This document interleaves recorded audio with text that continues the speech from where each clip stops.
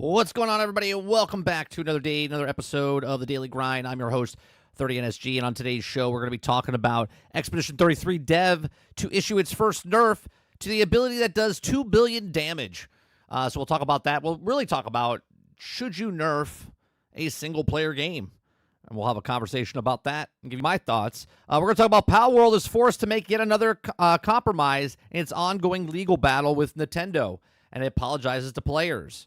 We're also going to talk about, from an article from Kotaku, these are always good. These are always good, just for entertainment value. Could we be about to enter a skippable boss fight utopia?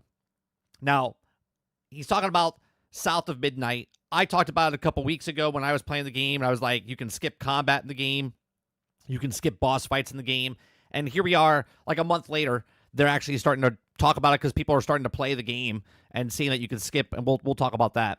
And then we'll talk about EA won't follow Nintendo and Xbox with the price increase on games. So like Madden and FIFA, or I'm sorry, FC won't raise the prices. We'll see, though. We'll see. They say that, but we'll see. If you guys like what I do here, we do this Monday through Thursday from 10 o'clock in the morning till noon Eastern. If you like it, hit that like button, hit that subscribe button. If you'd like to go above and beyond that, become a member as little as $5. What's going on, Nate? What's going on, Eclipse? Travis, Dolphin, what's going on? Waterbear, good morning. Sarge, the dude. Who am I missing? Good morning, Wonder Rose. Good morning, Big Mo. Ron Slusher, good morning. Altern, good morning.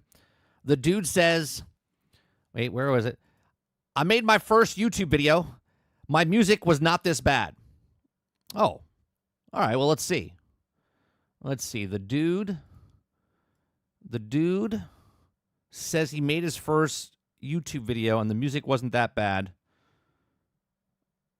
Here you go, dude. You're full of shit. You're full of shit. Look, this channel doesn't have any content.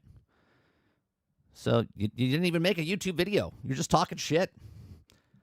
Just talking shit. Congratulations. Waterbear says they should have listened to their players, their focus groups, whoever is testing it. No one likes it in this current state. Yeah, Marathon's in a bit of like a limbo land. You know what I mean? Like they need it to succeed, but they don't know if it's going to succeed, and they're going to try certain things. And Sarge says it's going to get delayed on the 11th hour, but I don't know.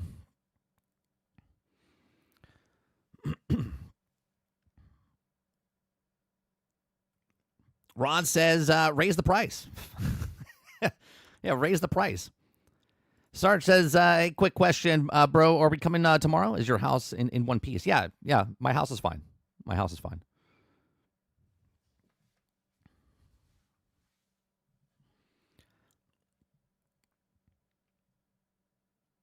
Mo says, are you, you are, and then why is the Xbox all you talk about and games on the top of the list?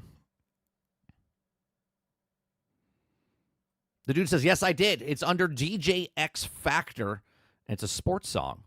Well, let's bring it up. Let's bring it up. Let's bring it up.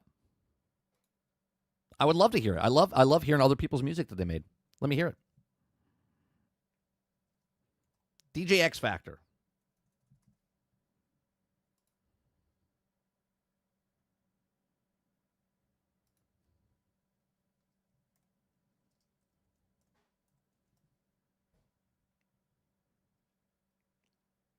Is that how you spell it? Because I don't see it.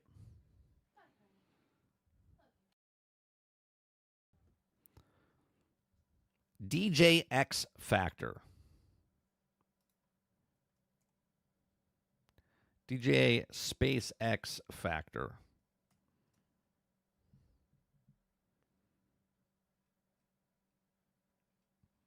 Still don't see the channel. Is there like numbers behind it or anything like that? Come on now. If you're gonna give criticism, let's see the channel. Let me hear it. We'll put it on stream.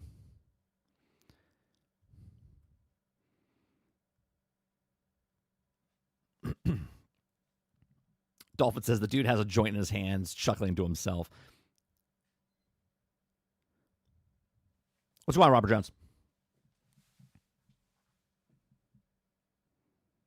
Yeah, Yote's coming out October 2nd, Sarge. I think Yote's coming out.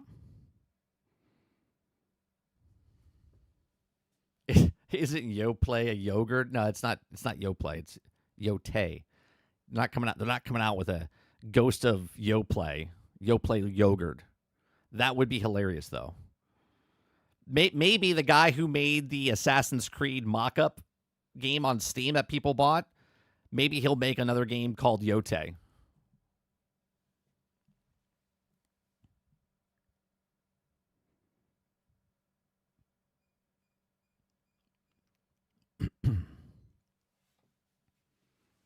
All right.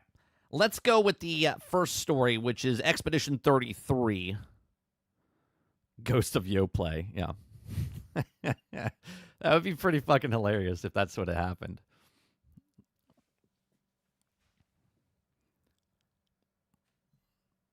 All right. So Claire Obscure, Expedition 33 dev, to issue its first nerf and an ability that does 2 billion damage. We gave it a big damage boost and clearly overdid it. Okay, haven't read the story yet, but I have to say, I've always stand by that you should never, ever nerf a single-player game. Ever.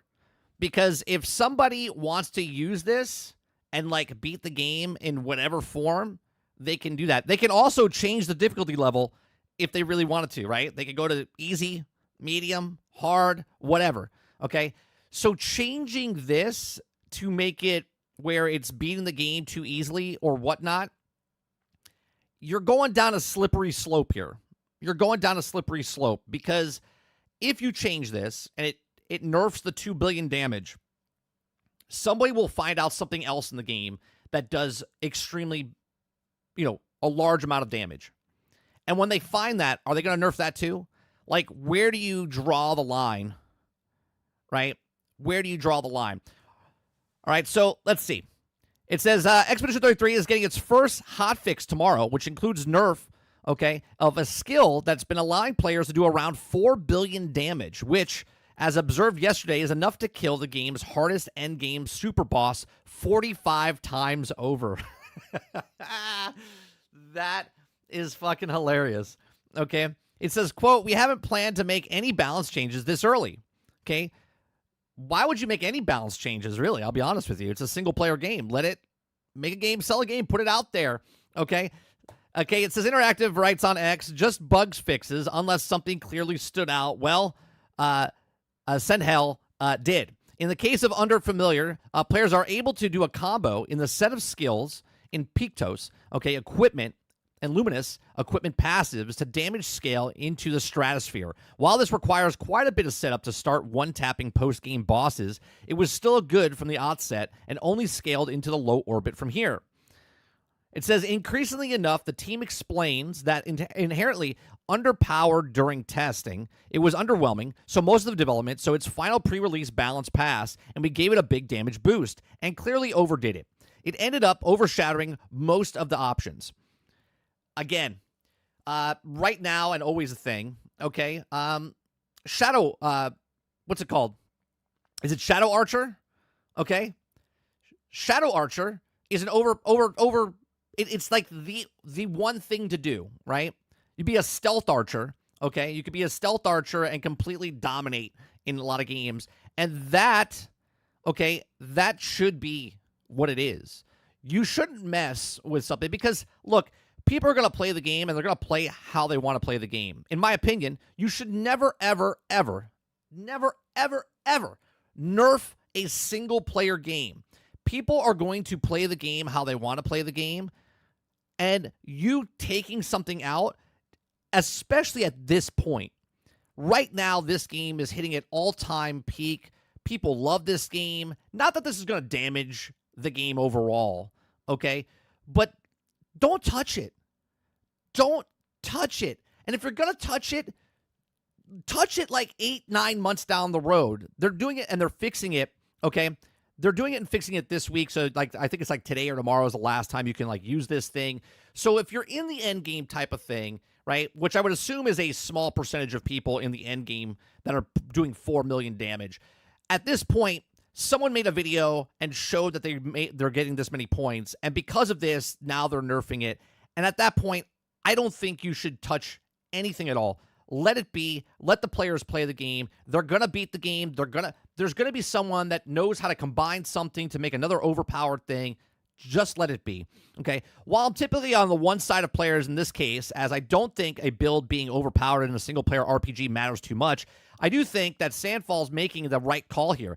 Cranking absurd levels of damage with the right combos is fun, but at pinnacle of the game's difficulty, at endgame super bosses named Simon shouldn't be able to one-tap by 45 times over.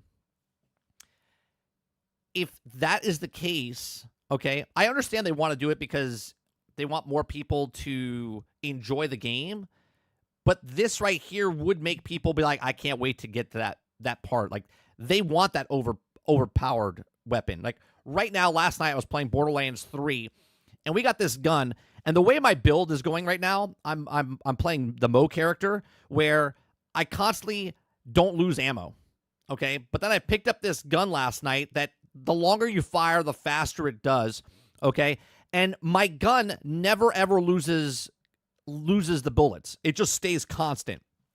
I feel overpowered as fuck. Is that a glitch? Is that meant to be? It doesn't matter because it's fun. Let the players play the game and don't interfere. Just let it be. All right, so it says, while typical, or I already read that part, cranking up the absurd levels of damage with the right combo is fun, but pinnacle of the game's difficulty at the end game super boss Simon shouldn't be one tap by 45 times over. In my opinion, part of the game's appeal is having a lot of different builds to try out. Since Lumina's system is deliciously complex, have one both easy to set up is also much stronger than the competition seems counter to the goal. It's fun to feel strong, but it's also kind of boring if you just skip over the careful design challenges. Again, you're trying to tell people how to play a game. Somebody is going to figure out a combo or something to do more damage than everybody else. That person might not have a YouTube channel. That person might not ever share that. They just figured it out, and they're overpowered, okay? But when someone figures something out, and then they post it and go, look, I made 45 times the damage or whatever, then all of a sudden, they make a video, and they go, oh, man, we got to change this. And they ruin the fun for everybody else, right? It's like being a kid playing in someone's house, and then all of a sudden, someone goes overboard, right? And then the parents are like, all right, stop it. No one can have any more fun. That's what this feels like. This sucks out the room a little bit, of the air out of the room, because you're interfering with people's fun. Not everyone is going to make this build. There are people out there that won't go. And even if they do, they have to play the game to get up to that certain point to make that build. And if they do, they're still playing your game and you're still having fun. Let players play the game how they want to play. Do not referee how they're going to play the game. It says you got one more day to enjoy this in current form and set some wild records. Okay, the adjustment will include in our first full hotfix set going live tomorrow. The patch will roll out on Steam first, and then other platforms will follow. But don't worry. After this change, it'll still be strong, single-hit skill with great synergy potential, just more in line with everything else. As for myself, I'm glad I didn't go into the monsters build before beating Simon. It's also an absolute headache and with some painful mechanics, but learning his attack patterns and pairing timings has immensely more satisfying, even if you could save a cramp of the index finger and busted R1 on my controller. Now, what I find funny about this particular story, this is one spectrum.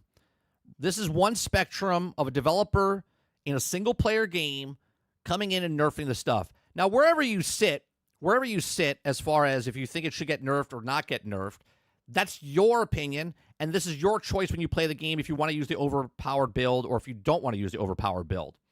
It's your choice if you want to make it easy difficulty or hard difficulty. You know what I'm saying? So we have another story, which I'll go to in just a second, from this, where it could about to enter a skippable boss fight.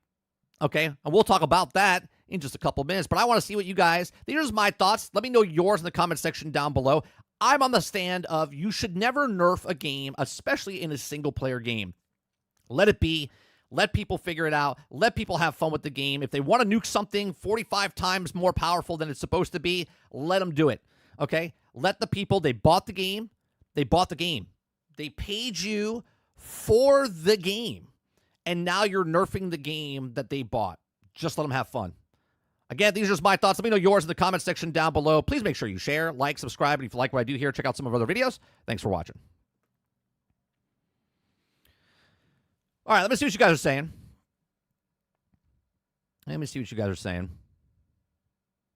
Ron Slusher says, Elden Ring should remove all swords and shields. Yeah, they're just OP, right? You're blocking the damage and stuff. Just OP. Morning, Hilly. What's going on, Jason? The game doesn't even have 1 month, and they're already nerfing, as if this is a competitive shooter or something. Yeah, it doesn't make any sense to me, right? And I get people are like, well, they should nerf it because it ruins the game. For who? Who does it ruin the game for? Right? I'm playing the game. I'm on the hardest difficulty, and all of a sudden I find I'm not even playing on the hardest difficulty, right? I'm playing on the story mode difficulty, okay? But if you're playing on the hardest difficulty and you figure out that this thing is the most powerful thing, so what? So what? Who am I hurting besides myself if I want to play that game? I'd be like, oh, it's so awesome, dude. 4 billion or 4 million, whatever the hell. What was it again? 4 million? Is it 4 million damage points? Up to 4 million, right? Like, who's it hurting? Like, think about this. They're like, well, if you don't take it out of the game, I'm going to use it. Okay. Okay.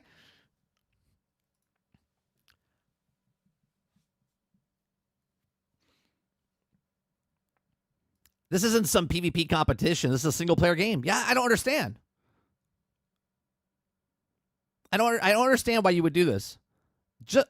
Honest to God, if there's people that see this and they see a change, there's the mentality with gamers that if you're changing this, that means you'll change something else down the line that you feel is too OP, because someone else is going to find something, and maybe it doesn't do 4 million damage, right? Maybe it only does 250,000 damage, and they're like, well, that's too much. That's too much. We didn't expect that. We didn't know that gamers were going to combine this, and it's going to make this powerful thing, right? I just feel like it's slippery slope. Nate Dizzle says, I love seeing my damage or doing a lot of damage. Monkey-looking dude does 100,000 damage of 1 if it's his skills. They say they made it overpowered, but too much, but I think they should just leave it. You know what I mean? We like seeing numbers go up, and if you hit that number, it's just awesome to see. So what they're telling us is that that is not to update the single-player game. Right. Don't update. Don't update. Water Bear says, more satisfying. Some of us watch solo leveling and would like to feel OP as hell. Thank you very much. That's what I'm saying. I already gave you the money. Please don't ruin the game. Right? I may or may not ever build that build and get up to that point. But the possibility of it being there is something for me to shoot for.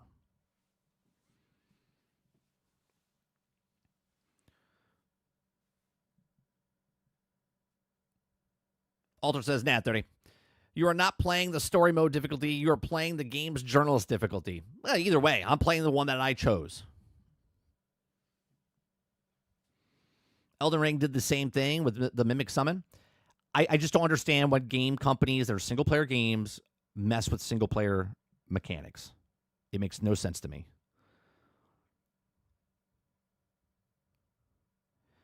Hilly says, hey, do this with Diablo. Nerds made me stop playing. Or nerds? Nerds made you stop playing? Or nerfs? Nerfs made me stop playing. I want to be a god build. And they sell a power fantasy and break all the toys. That's what I'm saying. It's like, why? Why would you do this? I totally get if there's like a PvP element in this game and it's like linked and you're doing too much damage. Cool. Nerf it all day. Okay? It's a downer if it's a PvP, but nerf it away. I understand the total thing. It's a single-player game. Who am I hurting? Did the NPCs call up and say, yeah, Claire Obscura, we're getting our asses kicked in this game. Can you please tone it down? Right? This guy's doing 4 million damage to us. Right? Like, who's complaining about this inside the game? It doesn't make any sense. Rourke says people are always going to find something OP. People look for an easy route. Of course. Water is always going to go to the lowest point and always going to find a way through. Gamers going to game. Gamers are always going to find the easiest path possible because That's what they like to do. Look, when we play a game, let's say it's Minecraft, right? And I have to punch a tree, right? Punching a tree sucks ass. But if I can find a way to nuke a tree and use TNT, and TNT levels the whole playing field of the thing, do they nerf TNT? TNT's in the game, right? But now you're nerfing it because it's too OP. You're knocking down too many trees. You know what I mean? It's like, why touch it? Just leave it. Leave it. This might do not verbal damage as far as people are going to be like, oh, I'm so upset with Expedition 33. This could be the linchpin that they pull out, and everyone's like, oh, they nerfed it. I don't want to play anymore. It's something that simple, right? I'm not saying that's what's going to happen, but there's always a moment when you play a video game and you hit that point and you're like, I'm good, right? Helldivers was the login for PlayStation, right? That had nothing to do with the actual game itself. That was just signing up for a service so you could have your gamer tag in their system, and they went, I'm good. I'm done playing. What's going on, Argus? What's going on, Z? You're still talking? Just talking after 20 minutes? Well, I'm sorry. You want me to end the show now? I'll just end the show now, Z. Update automatically? Shut it off. You don't have to update automatically. I don't have automatic updates on mine. Sometimes, though, the game doesn't work if you don't update it, though. Mo says you can still do millions of damage. Sure, but why change it from, if I could do 4 million damage and they lower it to 2 million, why change it at all? If 2 million is still 22 times the comparison, then why even change it? What changes did they make? They're nerfing one ability that was doing 4 million damage. Okay? And it doesn't really matter what they're changing, Argus. It's the fact that they're changing a single-player game. They're nerfing an ability in a single-player game.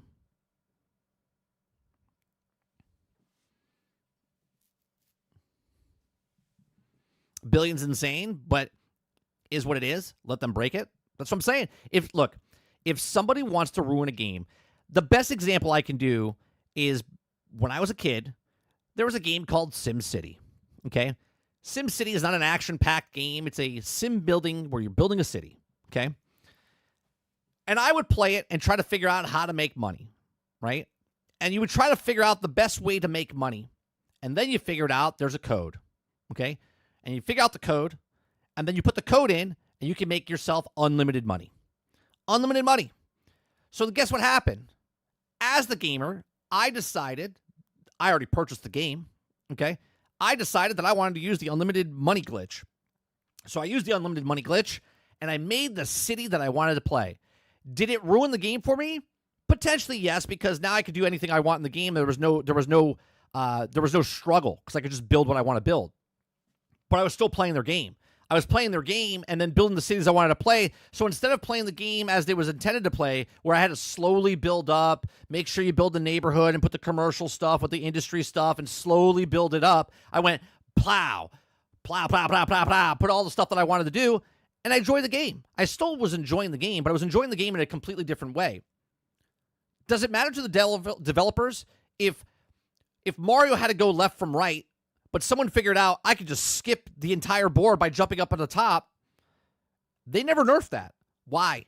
Because they made a game and sold a game and let it be. Let it be. Let the people that are playing the game enjoy the game how they want to enjoy the game. Waterbear says, yep, you need 4 times the TNT now to knock down the trees. Right. That's exactly what they would do, right? Jason says, I remember when the Outriders devs were encouraging players to send them videos of broken builds melting bosses. They encouraged it. That's right. That's the way you should. You should lean into the. You could lean into the curve, right? Into the skid. Sarge says, but 30, it's ruining the spirit of the intrigue, of the integrity, of the morals, of the mechanics. Eclipse says, I mean, I get what you're saying, but it didn't even do it didn't even do the end game. It had to move doing 500,000 just doing a regular story. I think that was also what they nerfed. But Eclipse, are you the gamer going to choose, if your thing was doing 500,000 or 2 million damage, right? As a gamer, are you going to sit there and go, you know what? I'm using the most powerful thing in the world. You know what? I'm not going to use it. I'm not going to use it. No, you're going to use it, right? And if you wanted to choose not to use the 2 million build, you could not use it. But guess what? You're a gamer, and you're going to use it. So they know you're going to use it, hence why they have to nerf it.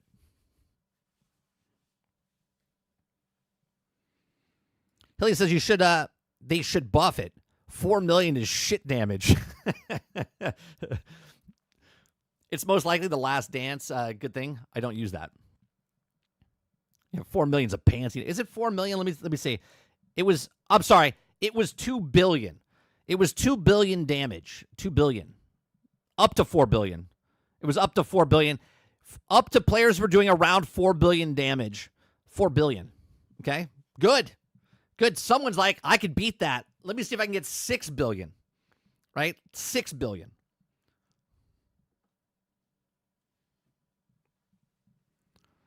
They just did this to the weapon in AC Shadows as well. Bummer. Yeah, Bernie, I don't understand. I don't understand why the devs look at this and go, man, these people that just gave us $70, $80 for our video game. Okay, we need to nerf the single player aspects of this because they're having way too much fun. They're having way too much fun doing that. Mo says, I do 8 million damage up to 10 million, but my son did 100 million with the Last Dance setup. He's got to get nerfed, right? Because after they're done with this, they could come for you. They could come for your build, Mo. They could come for your son's build. Developers play our vision exactly how intended. You stupid gamers. Nate says there's a Saints Row reboot. Pretty much all of them. They put the chests and it's all in invincible, and I play them with unlimited ammo, and yet I can't get hurt. Right, but you're playing the game how you want to play. Right? Most people when they play video games, we're talking about the 99.9% of the population. Okay, not the 0.1. The 99.9% of the people will play the game the first time through just to play the game. And if they really like the game, they'll go back. And while they play that game, they'll notice, they go, oh, man, some of these numbers look like they'll be really cool to add up. Let me see how much power I could do. And then they do it. Remember in Diablo when the guy was doing the whirlwind spin and they were doing trillion damage? They were doing like 1 trillion, 2 trillion damage. And Diablo's like, we can't have you guys have fun.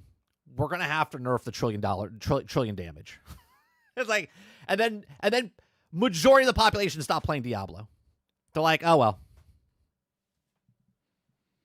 Roic says if 500k kills the boss, what's the difference of doing 4 million or 2 million? Haley says 4 billion is mid damage. This is Expedition. Yeah, this is Expedition 33. They're nerfing something inside the game. I mean, I'm not playing the game right now because I'm playing other games.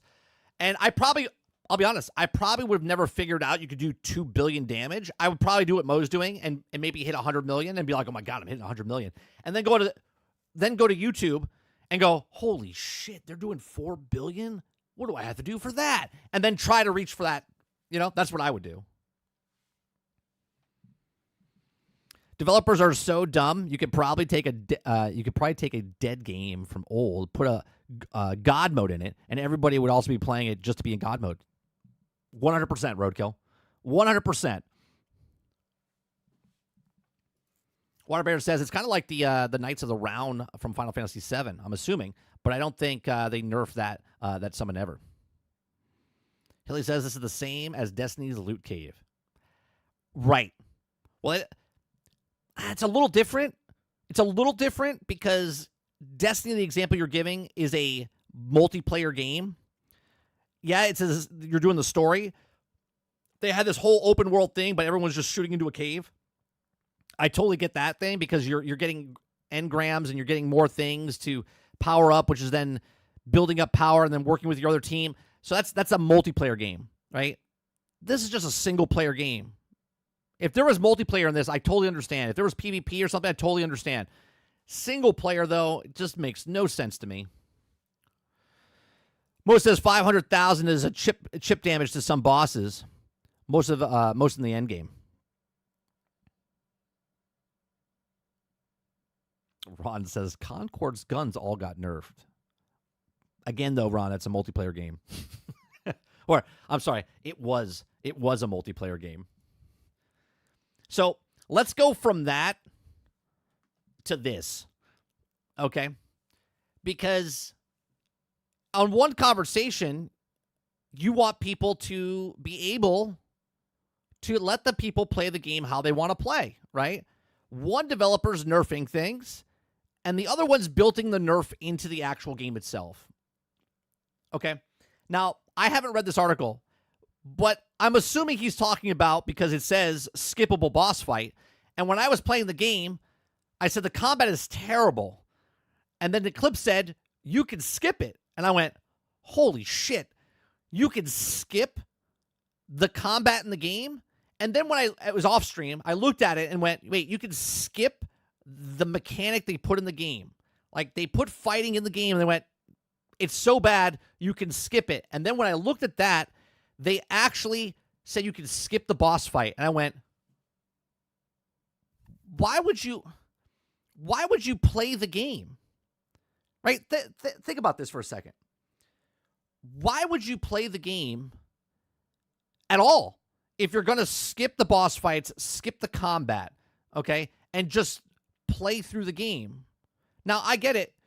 If you want that experience, again, play the game how you want to play, but the developer chose to put it in the option menu to skip combat, and they worked for years or months putting combat in the game. They worked years and months to put a boss fight in the game to yet, in an option menu, skip the game. So we're going from one side of the spectrum to the other, where these guys in Expedition 33 added this ability, added these boss fights, made these things the way it is, and one was overpowered, and now they're nerfing it. And then these people literally put the nerf inside the game, where they're like, hey, just play the game, buy the game, but don't actually play the game, right? And what I have a problem with here is, if you're playing on your own in your house, cool. Who does it hurt that you're putting on easy mode or hard mode, or you want to skip the boss fight? There's no difference if I skip the boss fight or hand the controller to somebody else that wants to play the game next to me. If it's like my wife or my son, and be like, hey, you play this. I don't want to play it, right? Technically, that's skipping the boss fight, okay? But it's still in the game, and someone has to fight it. But here, you can literally just skip one half of the game. The combat and the boss fights. You can just skip it and just run around the world, just do the story. At that point, you might as well just watch a YouTube playthrough, right? You might as well just watch someone streaming it on Twitch and play the game, and you just watch the game, because then you don't have to pick up the controller. Why do I need to pick up the controller to play the game, right? There should also be, I see where Mike Ibarra's coming from now. Mike Ibarra said you should be able to tip the devs. Yeah, I don't actually want to play the game. I just want to tip them, because I don't actually want to play the game to play the boss fights or play the fighting game. I just want to tip them. I just want to pay for something and then not play it, okay? It's kind of weird to me. Let's see what this has to say, all right? If you guys like what I do here, we do this Monday through Thursday from 10 o'clock in the morning until noon Eastern. If you like it, hit that like button, hit that subscribe button. If you'd like to go above and beyond that, become a member as little as $5, right? Could we be about to enter the skippable boss fight utopia? South of Midnight has shown its possibility without destroying the very fabric of the universe. Okay? So, in a gaming world, increasingly built out on Souls-likes, where the concept of the boss battle becomes a central game mechanic, some of us have been left behind. I've always hated boss fights.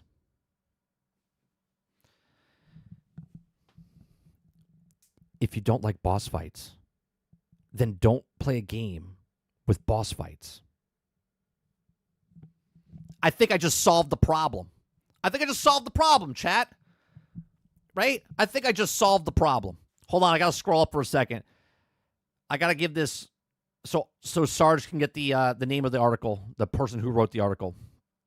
Okay? Because I know he's gonna ask for it. Okay. John Walker from Kotaku said, I've always hated boss fights. Then play Madden. Play any game that doesn't have a boss fight. Play Tales of the Shire. Play an open world game where there's not really a boss fight and run away. Like, okay, I don't understand. Anyway, he says, I've always hated boss fights, and while I have no interest in convincing anyone else to agree with me, I have long lamented the lack of accommodations made for many other people who are already with me, but sniff the air of something changing. There's so much to say in this first paragraph. I don't like going to the dentist, right? I don't like going to the dentist. That's a boss fight for me. I don't like going to the dentist. Well, guess what? You don't have to go to the dentist if you don't want to go to the dentist, okay? You don't have to go to the dentist. Just don't go. Just don't play games that have boss fights. And then, ta-da, I don't like boss fights. Great, then don't play the boss fights. Okay? So, it says, I recently loaded South of Midnight, interested to check it out. Such a gorgeous-looking game. And it was immediately delighted by the art and extraordinary performance in the cutscenes. But then, as Zach warned us, I was immediately underwhelmed by the repetitive combat. Agreed. The combat in this game is horrendous. It's horrendous. They have combat zones. I would say, in all my years playing video games, they kind of added the combat at the very end. It feels like they didn't really think it through. Very simplistic, bare bones, minimal viable product as far as the combat goes. However, it says, while ideal fiddling through the game's settings to see what was what, I saw a toggle and absolutely was not expecting. Boss skip option. Okay? And I saw this, right? When the clip showed me and said that, hey, you can skip combat, I was like, you could skip the combat? And I thought he was joking on stream. Then at the end of the stream, I went to the options, I went, oh, you can. And then I saw this, and I was like, wait, you could skip the boss fights? Okay? In 2017, John Walker here says, I wrote one of the most controversial articles of my career, a piece for which I received literal death threats alongside hundreds of more banal insults and wishes for immediate demise, my imminent demise, as someone is also battle-hardened by Gamergate. Okay, oh, he's got to bring up Gamergate. Oh, Jesus. It takes quite a bit for the scale of a backlash to take me by surprise. And while I knew it would also piss some people off, I didn't predict the volume. I wrote an article suggesting that boss fights should be skippable. Yeah, that's stupid. That's stupid, right? Because sure, should you, and I'm not gatekeeping here. Okay? There's a difference between nerfing something and skipping something, okay? A video game literally has options. Easy, medium, hard, unless you're playing a Dark Souls game, okay? Unless you're playing a Dark Souls game. Now, I don't know, they don't show it here in here, but there is a easy mode. So if you hated boss fights and you can't beat it on the easiest mode possible, I don't know what to tell you. That's not gatekeeping. That's the artists decided that they wanted to make a game, sell a game, and they put that game out there with boss fights in the mechanics and the fighting in the mechanics. Now, easy difficulty makes it super easy where you tap someone, you blow on them, they fall over, and they're done. Okay? But to say you want to skip the boss fights, just lower the difficulty. Lower the difficulty. Okay? There are so many games that I've never seen the end of. We can all relate to that because of the backlog of stuff. But I think he's saying that he's never seen the end because he doesn't like boss fights.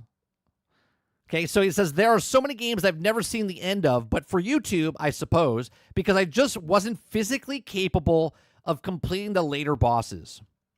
I've never finished Metroid Prime game. For instance, despite it being one of my all-time favorite game series, there are other games I've been also enjoying so much that I just had to abandon because every so often there will be a difficulty spike that's such enormous disproportion that eventually I lose all and will to try. So there you go, right? There you go. So this guy would really love Expedition 33 if they kept the 4 billion damage in there because it's just too difficult for him to fight bosses.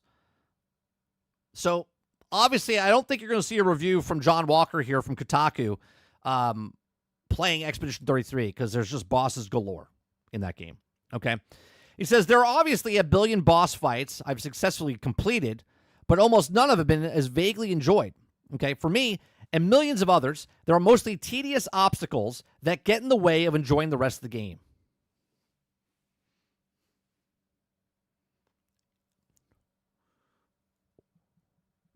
What are we talking about? Wait, I'm sorry. You just said is one of the most insanely idiotic things I have ever heard. At no point in your rambling, incoherent response were you even close to anything that could be considered a rational thought. Everyone in this room is now dumber for having listened to it. I award you no points, and may God have mercy on your soul. What are we talking about, chat? What are we talking about? Millions of others, that mostly tedious obstacle. Think about this for a second. Oh man, I would love to play Madden football, but I really just want to score touchdowns all the time.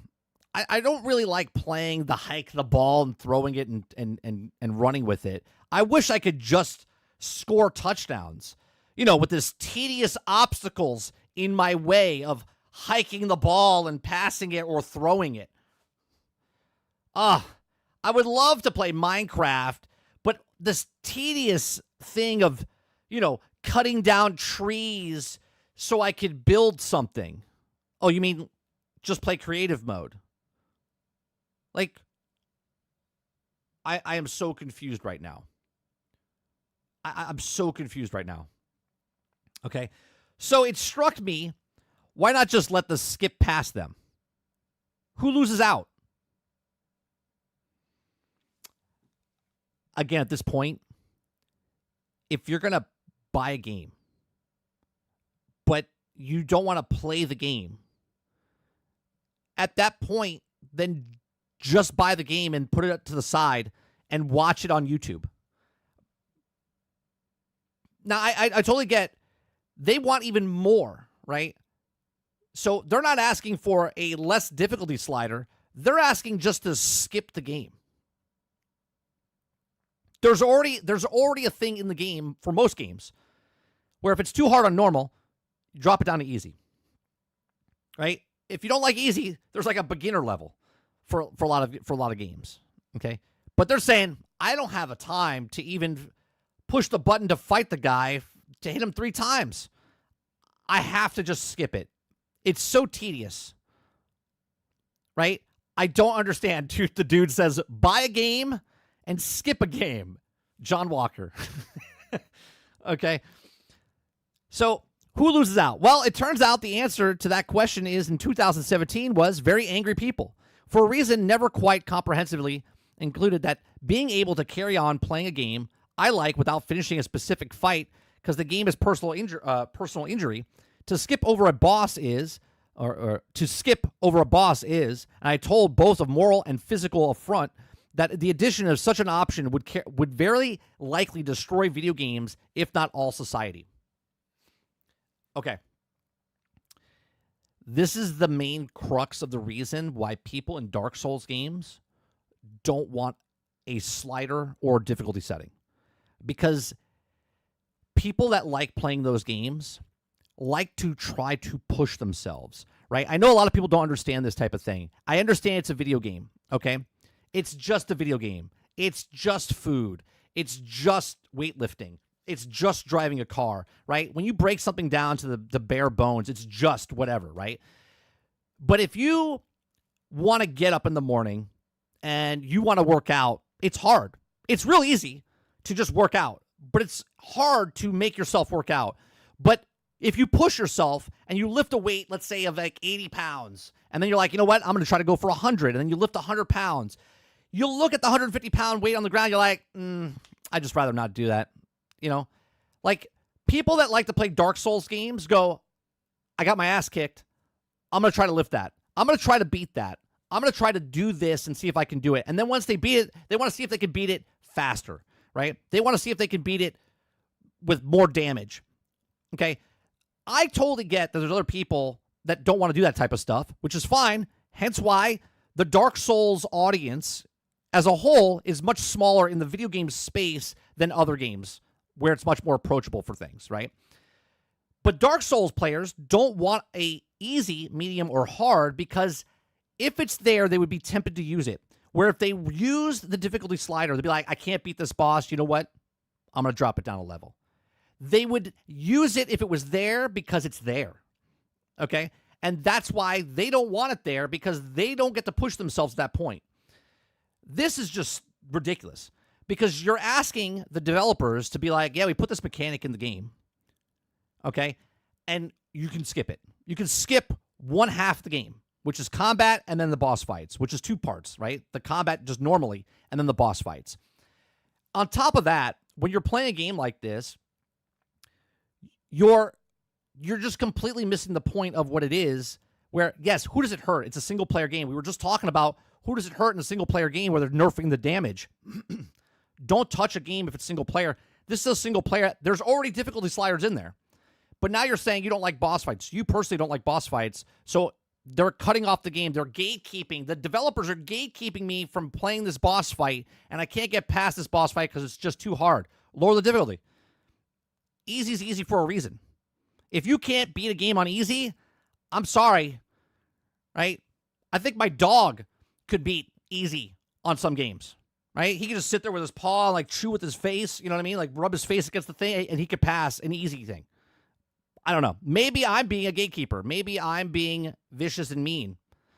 Okay? To skip over bosses, I was told both moral and physical of society. And yet, in the month since South of Midnight released, I have yet to witness a collapse of humanity. In fact, I've heard only a very few people talk about it. Okay? Yeah, in general, not many people talked about South of Midnight. Okay? This is not very first time a game has offered a way past tough spots. A fair few big names of games had the option to let people skip entire missions should they fail them enough. Red Dead Redemption 2, Days Gone, for instance, while many others will offer a lower the difficulty if you're failing. Right. If you can't beat it on normal, and they're like, this guy's struggling, they automatically lowered it for you so you can get past it. But it's still, very rare. And South of Midnight is the only instance specifically being able to skip the boss that I'm aware of. Let me know if there's other examples. Okay? In the end, it harms no one. Not even the guy, Dave, who also wanted to still ironically says, get good. Okay? It just lets more people play more games the way they want to. And I get behind let them play how they want to.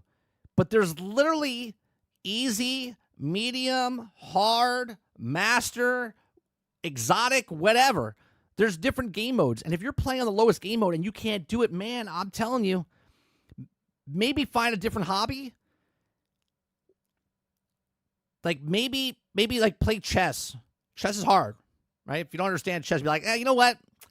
All these obstacles in the way. I just want to win the game. I just want to checkmate. Can we just get rid of every other piece on the board? I don't really want to do this whole thing here. I just want to do king, queen. Let's see who gets it first, right? It's like, okay, cool. But you know what is used to commonplace? It's incredibly rare that the game didn't ship with a suite of hidden cheat codes. You'll find them in the next edition of your favorite gaming magazine, and also the type of them and also become invincible or having infinite ammo. Perfect example. I was just talking about SimCity, right? And the blitz through the bosses, and that was also troubling you. And yet the schools remained open. The supermarkets still had toilet paper on sale, and everything was still okay. If anything, is not being able to cheat past an impossible boss is a crime against nature. Okay, I'm fairly certain that these appeared in South of Midnight as a consideration for accessibility, and that's wonderful. It's worth noting that the game even lets you skip combat, although, given how dull it is, it seems to fix another issue entirely. In the last few years, you've also seen dramatic changes in how the AAA games are also being made, with the needs of players up front and center. Few big names in games launch these days without offering a wealth of incredible specific options, allowing people to tailor the games to specific requirements, which is all well and good until you reach the difficult spike boss fight, in which all such amenities seem to get thrown out the window. Or just lower the difficulty. He's speaking of this like there's no other difficulty level inside this game. Or you're good enough that this is a bit, no matter what specific situation you're done playing. Okay? But could South of Midnight be the start of a trend? God, I hope not. God, I hope not. And no. It says, Dave, I won't mean that demanding of the Souls-like games in which the entire point of the mastery of the techniques required for all 8 trillion bosses, all that you skip over every moment. I mean, it did brilliant if they did, but I love to explore the lands. Oh, my God. Oh, my God. So you just want to play Dark Souls, but you just want to walk around. You just want to walk around. You don't want to play any boss fights. He wants to play Souls, but doesn't want to play the boss fights. He just wants to walk around the world. I got an option for you, John. Mr. Walker. An option is go to YouTube and just watch someone play Dark Souls. That way, they can just walk around and you go, oh, that's pretty nice. That's pretty neat. Like, what are we talking about? Because the place looks amazing, it's not for all immediate death. As games supply copies of one another, accessibility options, we could start to see a boss fight skip become standard.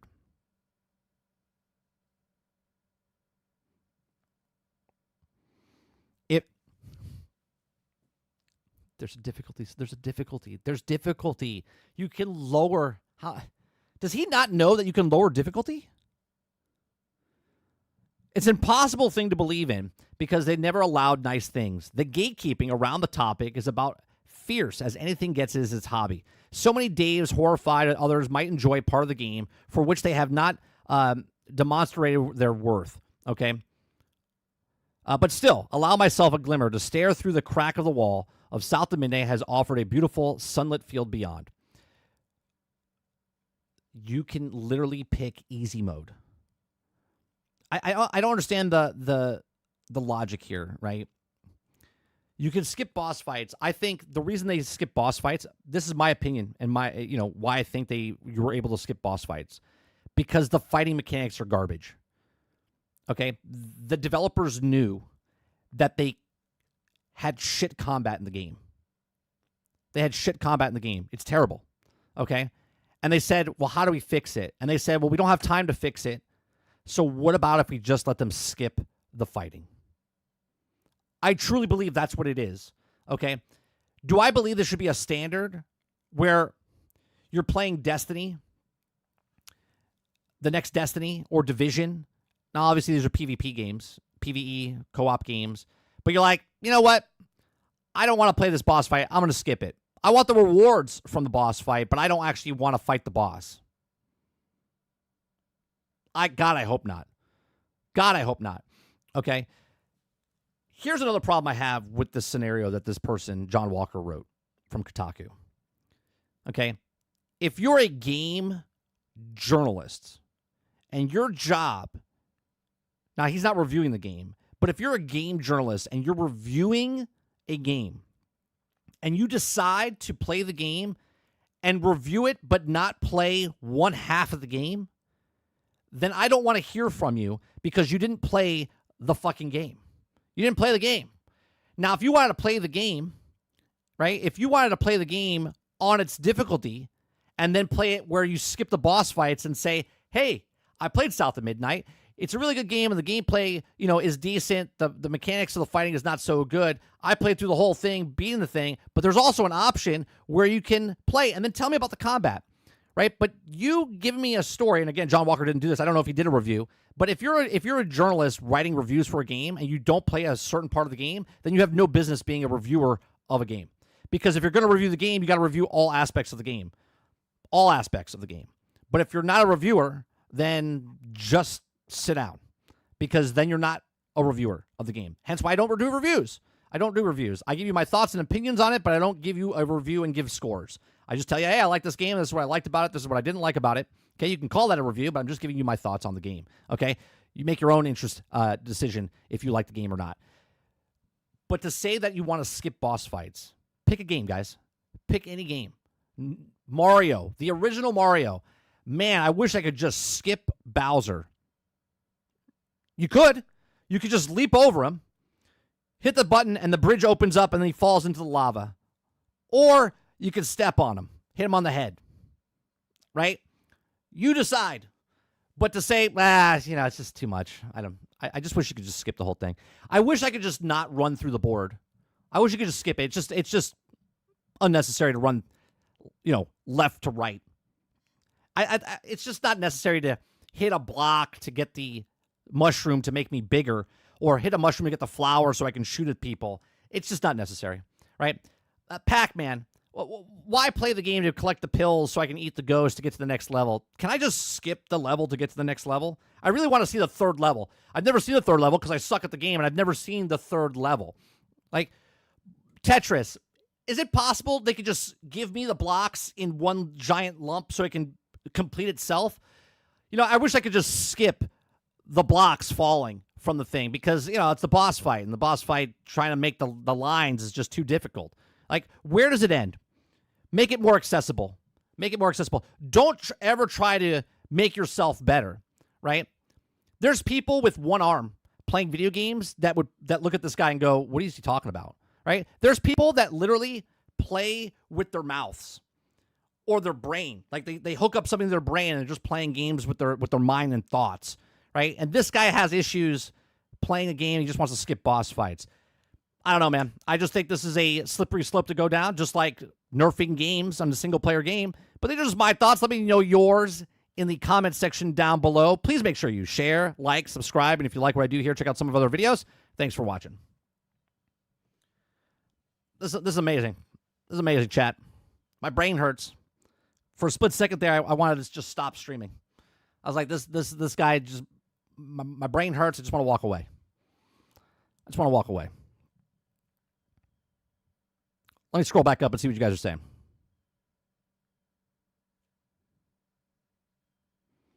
Eclipse says, no, you're right, 30. I've played soccer on a crappy soccer team for 5 years.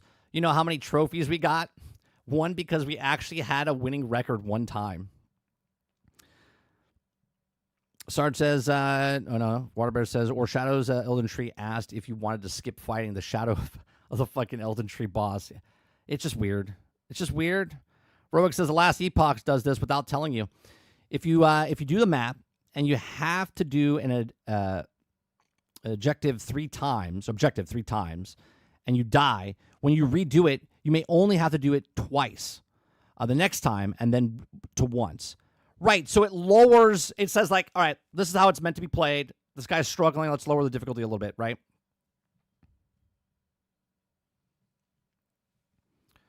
The dude says the boss fights that don't kill you only make you stronger.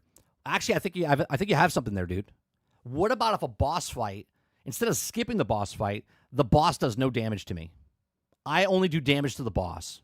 That way I feel like I've accomplished something.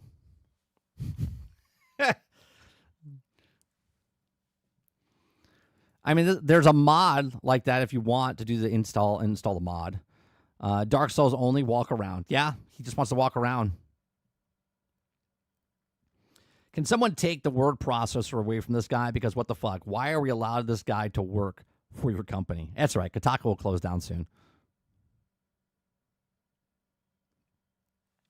What's the hell the point of playing Dark Souls if you're skipping the boss fights?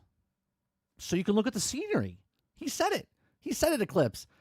Yeah, he just wants to walk around and see the scenery. Sarge says, just change professions, please. You are not benefiting yourself nor anyone else with your rambling of things you don't understand at all.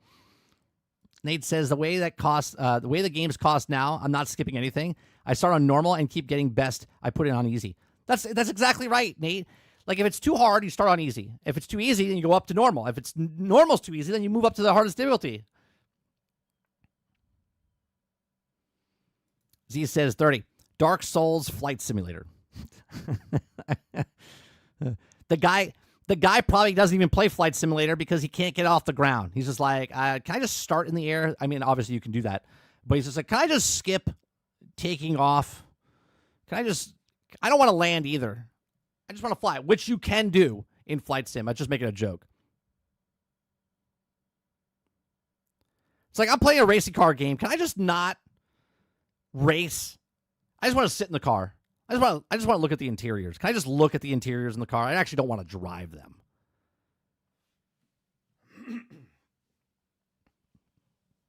Quintar says, don't buy it. If you don't like it, answer solved. Nah, you're gatekeeping, Quintar. You're gatekeeping.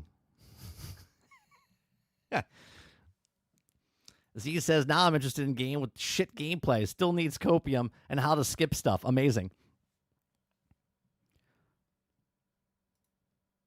I say things to make your head hurt. John Walker. Travis says, 30, I could have Indiana Jones put with no puzzles. Because, it's not archaeologists as anything. It's what the fuck is this idiot saying? Yeah, like, Indiana Jones would be so much better if you didn't punch anybody. I just want to walk around. I just want to walk around Indiana Jones. As an example, the goalpost would also be on fire. Pool of lava on the sign that says, come at me, bro.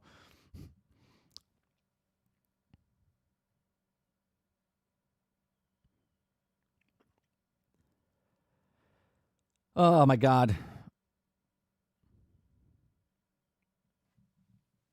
There are people with no arms playing video games. Fuck this guy. That's what I'm saying. There's literally people with no appendages, no hands, and they're playing games, and they're not bitching.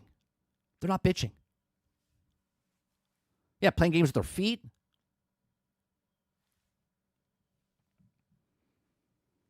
The dude says, skip anything that makes me think, anything that requires some amount of skill. Hell, skip it all. Yeah. You know what? I don't even want to go buy the game. I just wish it was delivered to me. Delivered to me without it. It's too hard to put the credit card in, right? Oh, God. Can we just skip that? I just want to say it out loud. Can I buy this? And then it just shows up. Oh, wait. That can happen. That can happen.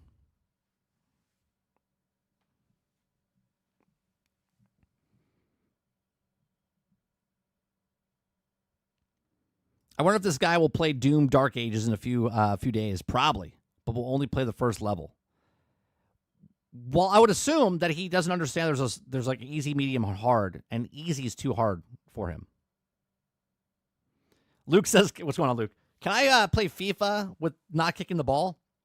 I mean, if you just want to walk around and look at the sights and sounds, you're like, I don't want all these obstacles in the way of playing soccer. I just want to get in the stadium and just look around the stadium. Which you could do. You could just pause the game, take the camera, and just go around. I mean, if that's what you want to do, cool. Z says, why is there a time limit on the races? Can't I just get number one every time? Easy mode.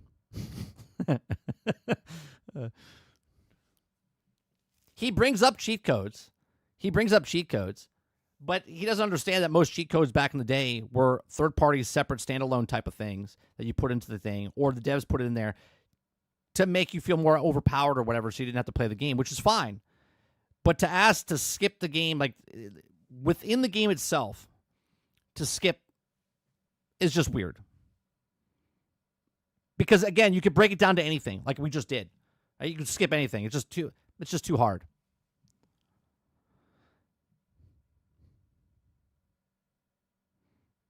Dirty could make a series on shows on how this guy, he's a gift that keeps on giving. That is true. We could do that. I hit the skip a life button. Woke up in the dumpster fire. Mo says, Mike, why are you screaming? There's a Turtles game dropped in Game Pass. Yeah, that's it was the Mutants one. I thought it was the other one that was a roguelike. I saw, was it Mutant Mayhem? It was based on the movie. There was a kid in high school that played PSP, and he was paralyzed on half of his body. He played FPSs with his chin and other hand. And I bet you his kill-death ratio was better than this guy. It's the John Walker buckle up, kids. I mean, I think John Walker just earned himself a song. We might have to make a song about John Walker and the difficulty of skippable games. We might have to do that.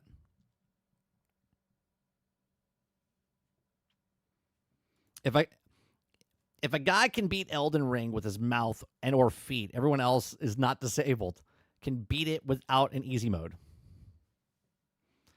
Devs, we took this all time making this game, but you can just turn on and skip the options and not play the game and give us your money, please. Yeah, that's exactly right, Roic. And look, I understand. Again, my opinion on South of Midnight is that they realize that their gameplay mechanic for fighting was bad. And they said, what if we got to ship it out? What if we just put a skip boss fight? I haven't even got to a boss fight, like a big boss fight yet, inside the game. I stopped playing the game because the combat was so bad. And I know people are like, well, you could just skip the combat. And I'm like, I don't want to skip the combat. I don't want to play the game because the combat is so bad, I don't want to play it. I'm just going to stop playing the game. Now, obviously, if I paid for the game, I would still play the game. But I didn't buy the game because it's on Game Pass.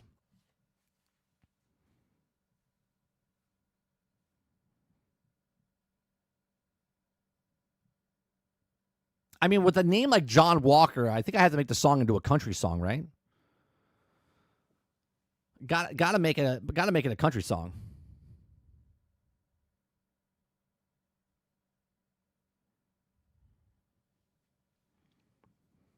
Every time we lower the difficulty on the game, we'll call it, you did a John Walker. Yeah.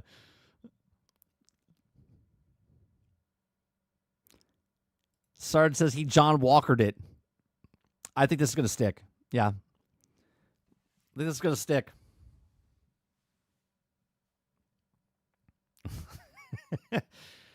It's not called the Urinalist anymore. It's called, did you John Walker it? Eclipse says, I beat South at midnight. It was a great story, but the combat made me want to stop playing it. It did make me stop playing it.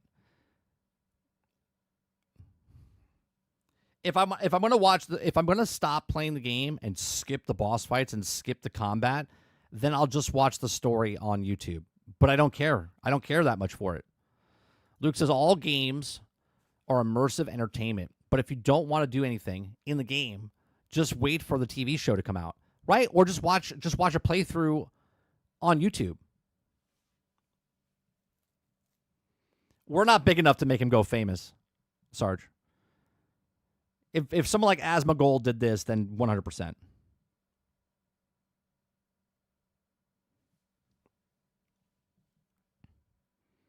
Kylo says, watching 30 from the plane. Officially joined the Mile 30 Club. Oh, nice. We're up in the airplane. Sweet. I think South of Midnight's different is easy $40 story-oriented game, but to say Elden Ring should have the same thing is crazy. I just think if South of Midnight could have easily not put combat in the game, but they did put combat in the game, and that was their choice, right? That was their choice. Quintar says, Texas Ranger Walker here. Nah, dude. Hitting the skip button. Peace. Safety restored. Dude comes out in less than that's funny. That's funny, Mo. Doom comes out in less than a Concord. That's you got 5 points for that. Less than a Concord, it comes out. That's good, Mo. It's like Concord is now like Fortnite. Like, not Fortnite the video game. A fortnight is 14 days, right? You just created the Concord, which is 12 days. It's not quite a fortnight. It's a Concord. Right? Fortnite's 14 days? I think Fortnite's 14 days. Luke says John Skip Walker.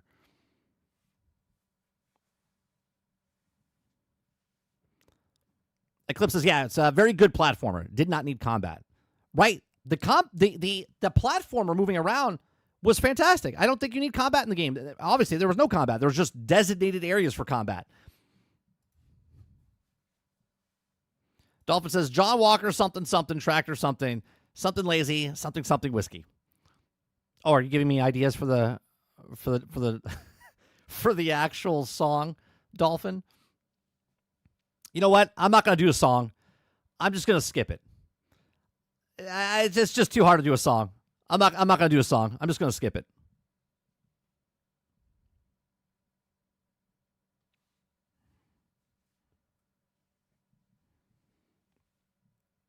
Kids have no idea what a fortnight is? I think it's 20 days. Is it 20 days? I think it's...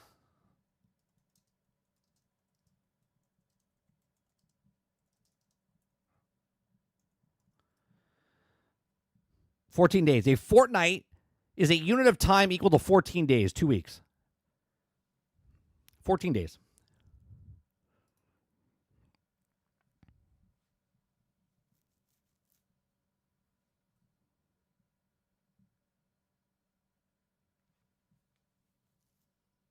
Is a good one? Was a good one too, Mike? Which one? What was good too? The name is John Walker, and he took his last name to heart to the point he just wants to walk in games. Yeah, Luke says 14 days. Quintar says, hit that skip button. I mean, wait, the like button. Yeah, you know what? It's just the obstacle's there. Don't hit the like button. It's just too difficult. Just skip over it. Just skip over it. Don't even hit the like button. Robert Jones says 2 fortnight and a Concord. Two fortnights would be 28 days, right? It'd be a fortnight and a Concord.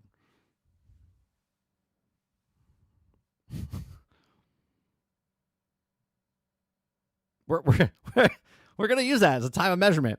It's a Concord. Was that 12 days? It's just 2 days. 2 days less than a fortnight. All right, next story.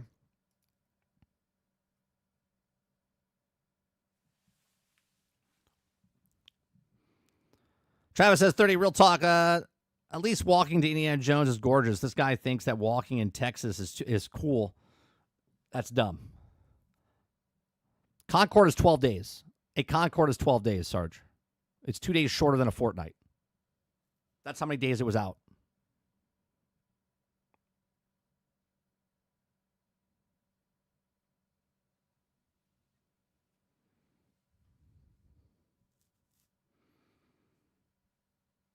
Insert Abraham Lincoln's speech. How long is Redfall? Redfall is still out. Like, you can still buy and play Redfall, Travis.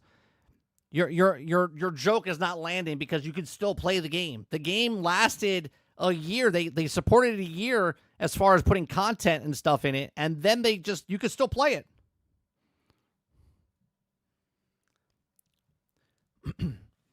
See, the funny part is, because you're a PlayStation guy and Concord is on PlayStation and it only lasted 12 days, you're trying to make a comparison to an Xbox game, and the Xbox game is still out, which just completely falls flat in your joke. Right? So think about how bad Concord is that Redfall made it through development, launched, broke, buggy, unfinished. No one played it. It lasted a year, past a year, and Concord lasted 12 days. Let that sink in. Let that sink in.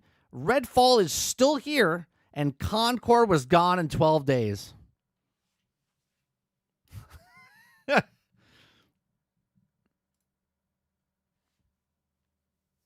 12 days. It's going to take a lot to dethrone. I'm not going to say it's never going to happen. All right? Never going to happen. But it's going to take a lot for a game to come out and be less than 12 days.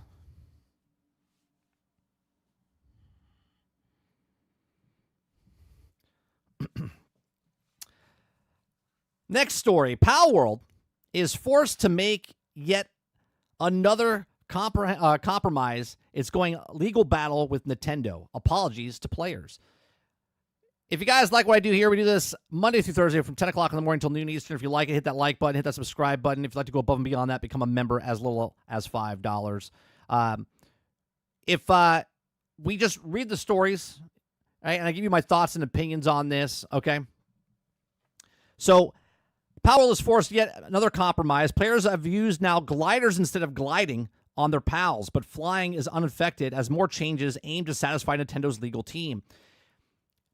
If you guys are a fan of Nintendo, and you don't pay attention to like the legal battles and stuff like this, Nintendo, or I should say, Crazy Uncle Nintendo, right? Crazy Uncle Nintendo, they're scumbags. Okay? They're scumbags. My stream's about to get shut down because I just said that out loud. Okay? They're scumbags, they're a greedy corporation, okay? And they're petty. Okay? They're petty because they're going after Palworld, not because they feel like they're being taken advantage of using their systems. It's because Palworld was the first game that made it past a certain point. Now, I happened to watch a couple of interviews with Kevin O'Leary, okay? Kevin O'Leary he was talking about the Chinese market. Now I know Nintendo's not in the Chinese market, right? But it brought this to my attention. Kevin O'Leary was talking about how the Chinese market, as adults, you all know that Chinese makes knockoffs of things. But they don't make knockoffs of everything. They only make knockoffs of things that make a certain percentage. And Kevin O'Leary was talking about this on, I forget what podcast he was on. I think it was his own podcast, if I'm not mistaken. He was talking about how China steals things once they hit a certain market cap. Okay? Now, because Palworld surpassed that market cap, Nintendo got scared. Okay? Kevin O'Leary was talking about 5 million. If once it hits 5 million, it's a proven product, China will knock it off, and then they'll knock it off and pretend it's theirs, and then they'll sell copies of it or whatnot, right? Well, Palworld came out, and they copied Pokemon pretty close, but they made it their own, okay? But now Nintendo's saying that, no, well, we have these patents that they didn't file until after Palworld came out, and now they're pushing their money around because Nintendo has stupid money, okay, from all these years of people supporting them and whatnot. And look, I love Nintendo, but they're a shitty corporation when they go after people like this, okay? They go after YouTube channels. They go after a whole bunch of other people. They go after the little guys because they're the bullies, okay? And so now they're making people change stuff. And now Palworld's New Kids on the Block, and they have a shit ton of money because they're making a lot of money, but they're not allowed to use certain things, right? They can't throw balls at the pals anymore. They can't use the pals as gliders anymore. So now when you activate your PAL glider, it just turns to a regular glider, right? You can't use the pals as gliders. It says, Palworld creator and publisher Pocket Pair has recently released news, update, and via social media and X regarding disappointing changes made to the game caused by the company's ongoing patent infringement dispute with Nintendo. Pocket Pair announcement is statement says, quote, furthermore, we regret to inform our players that within the implementation of patch version 0.5.5, we must make yet another compromise from this patch onward. Gliding will be performed using gliders rather than the PALs. PALs in the player's team will still provide passive buffs for gliding, but players will now need to have a glider in your inventory in order to glide. We understand that this will also be disappointing for many of you, just as if for us, but we hope our fans understand what the changes are necessary in order to prevent further disruptions in the development of our Palworld. Do you understand the terminology there? He's saying, look, we just don't want to deal with this. We just want to make our game, put it out there, and keep supporting it. But Nintendo's on our asses, and they're going to keep us in court, and they're going to keep doing this because they don't want us to take their stuff. Now, obviously, if the next Pokemon game comes out and they have these mechanics in there, you'll know exactly why they did all of this, okay, even though they made the patents afterwards. Okay, it says this isn't the first controversial change that Palworld has implemented as a result of the legal battle. A few months ago, when patch 0.3.11 launched, the game changed the animation players catching and summoning PAL creatures via the spheres and just static animation. So you can't even throw the ball down now to animate the guys, okay? You have to they just appear. Like, Nintendo is so scared of Palworld that they're threatening them in legal litigation for months and years because I can't throw a sphere. Great. What about if I throw a cube? What about if I throw a triangle? What about if I, whatever, a rectangle? Nope. You're not allowed to throw anything on the ground to capture anything. Okay? It says Nintendo's applying for anti-Palworld patents in the U.S. with a whopping 22 of 23 rejected, but they're fighting. Palworld, a long-awaited crossplay update, finally has launched the window, linking Xbox, PlayStation, PC players together. And if you choose to do this, not pursue any legal actions against Schedule 1, oh, that's a different one.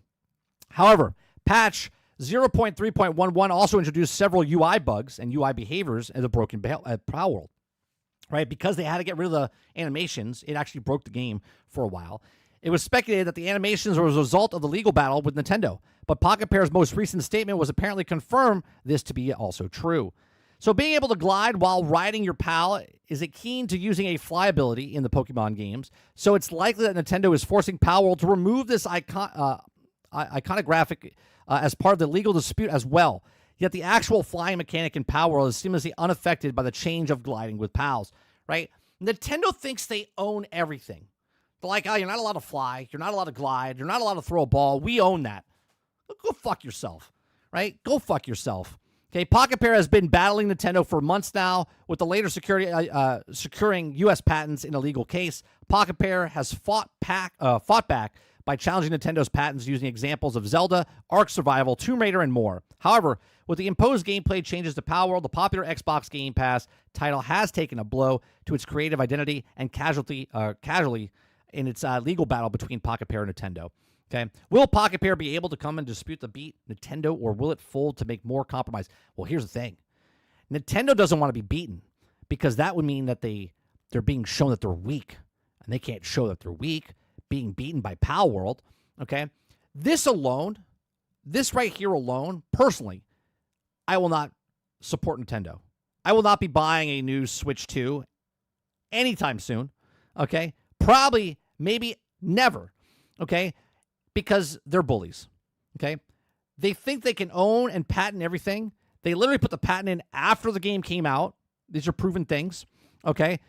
And they're bullying the smaller company that's finally giving Nintendo a competition against Pokemon, right? Nintendo doesn't want competition, hence why they got away from PlayStation and Xbox and went into their own little island over here, okay? They don't want any competition for their console. They don't want any competition for their games that they create, so much so that they think they can patent and do all these things where they can't make any other game use a ball that throws at people or to glide somewhere, okay? And then to me, this is just a scumbag move by Nintendo, right? Nintendo should be ashamed of themselves, but they're not. They don't care, okay? Which is really weird because a Japan company has a lot of honor and respect. But when it comes to corporations, they're cutthroat as everybody else, okay? The people that work for Nintendo probably have honor and respect, but the company itself has no respect whatsoever. But these are just my thoughts. Let me know yours in the comment section down below. Please make sure you share, like, subscribe if you like what I do here, and check out some other videos. Thanks for watching.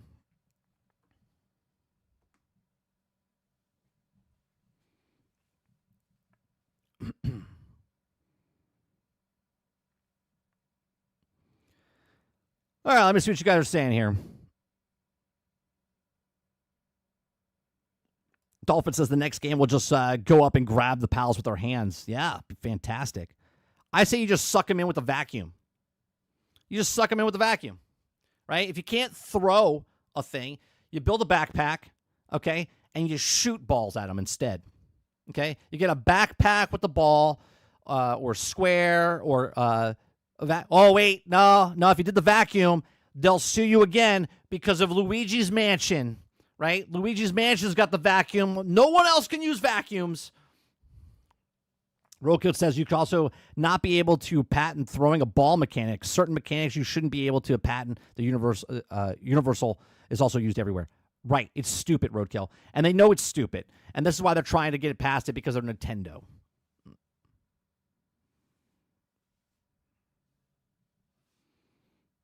What, you're walking better pay Uncle... Oh, wait. What did you say, Quintar? What, you're walking?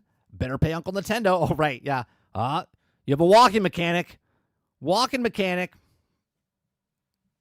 No, Nintendo owns fucking yourself as well. Dolphin says, why don't they just sue every 2D side-scroller? Because every 2D side-scroller is not making more money than their side-scroller. You see, Palworld is making a shit ton of money that their last Pokemon game didn't make because they brought out a shitty product.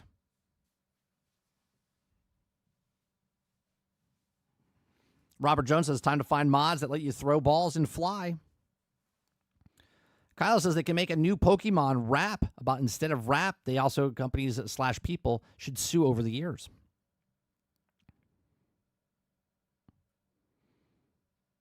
Eclipse says, I think that's because they actually have to try. If someone gives them competition, the next Pokemon looks like shit compared to Palworld. 100%. 100%. Hal says Lono loves Nintendo. He said he's buying 3 Switches. I mean, Fantastic. Fantastic.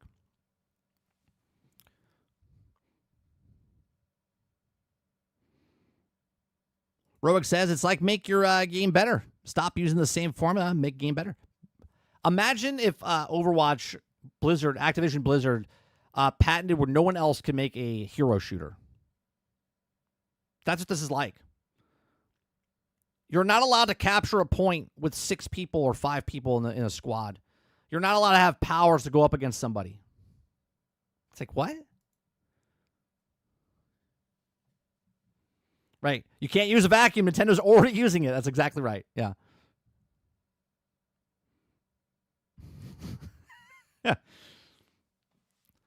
I was just going to say Luigi's Mansion. Yeah. That I did that on purpose, right? I did that on purpose with the vacuum and go, oh, wait, Luigi. Can't use Luigi. Guarantee you get at least 10 hated comments from this? I don't know, Dolphin. I doubt there's 10 people that will watch this after the fact.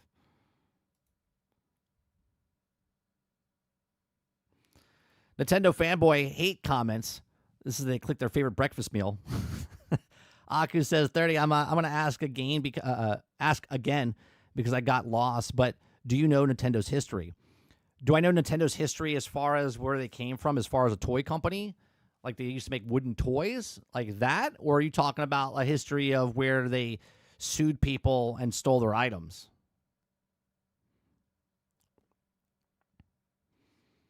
I think New York should sue Nintendo for exploiting Italian plumbers.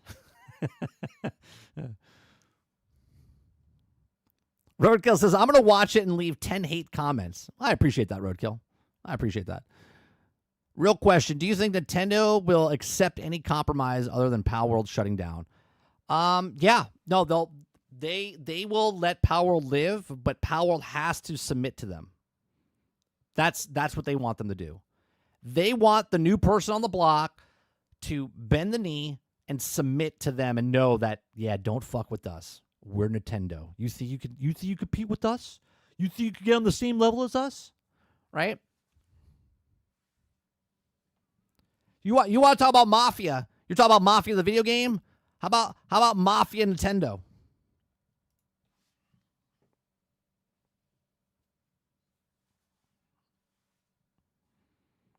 Waterbear says, so Square should sue Nintendo because Dragon Quest, remember that little game? Yeah, Pokemon got their designs from that game. Oh, yeah, no, shh. You can't say that.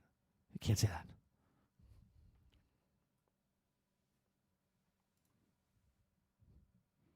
Right? If you're a person that just wants to play games, cool.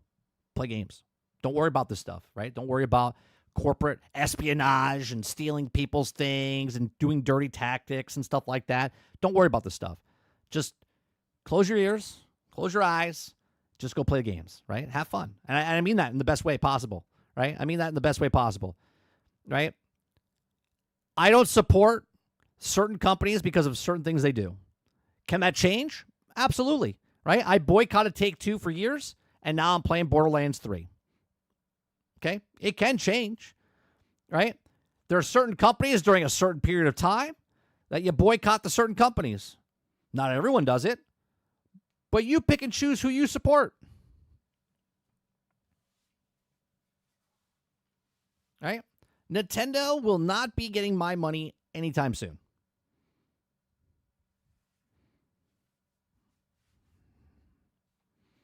Matter of fact, I might buy another Palworld.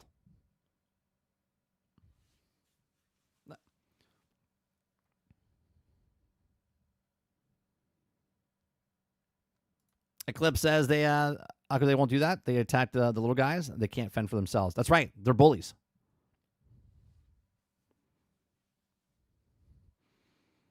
Yeah, they won't attack the big guys because the big guys are all playing the same game. Sony, Microsoft, and Nintendo own the block. And all these other people that are trying to get in, no. What is that, Matumbo? No.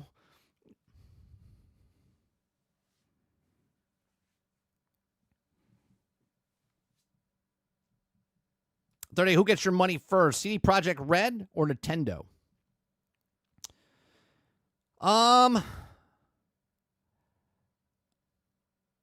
probably that's a tough one. That's a tough one. That's a tough one, Z. I'm trying to think, right? Because I haven't purchased anything from CD Projekt Red. Even the copy of Cyberpunk 2077 was gifted to me by one of my mods. And I still haven't played it. Still haven't downloaded it. I didn't even give him money. I think I would have to wait for CD Projekt Red with their next game comes out if it's actually not broke, buggy, and unfinished. And I think that'll come out before I give money to Nintendo. So I would say, yeah, no, if Ultimate Alliance 3 or 4, whatever, comes out, they're not getting my money anytime soon. They won't get my money until after this legal battle happens. So if this ends and they leave Palworld alone and Palworld gets to just make the game that they want to make because they're not fucking hurting anybody, then I might decide to buy something Nintendo. But as long as they keep this going up and they keep trying to bury Palworld and stop Palworld from happening or changing the mechanics of Palworld, they won't get my money, right? I don't like bullies. I don't like bullies.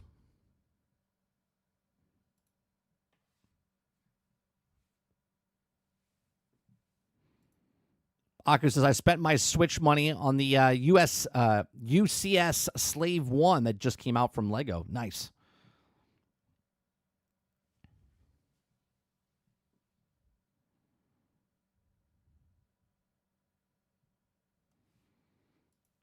From now on, I'm sailing the open seas for Nintendo. Yeah, dude, they do so many sketchy things, but everyone loves them because of Mario the Plumber.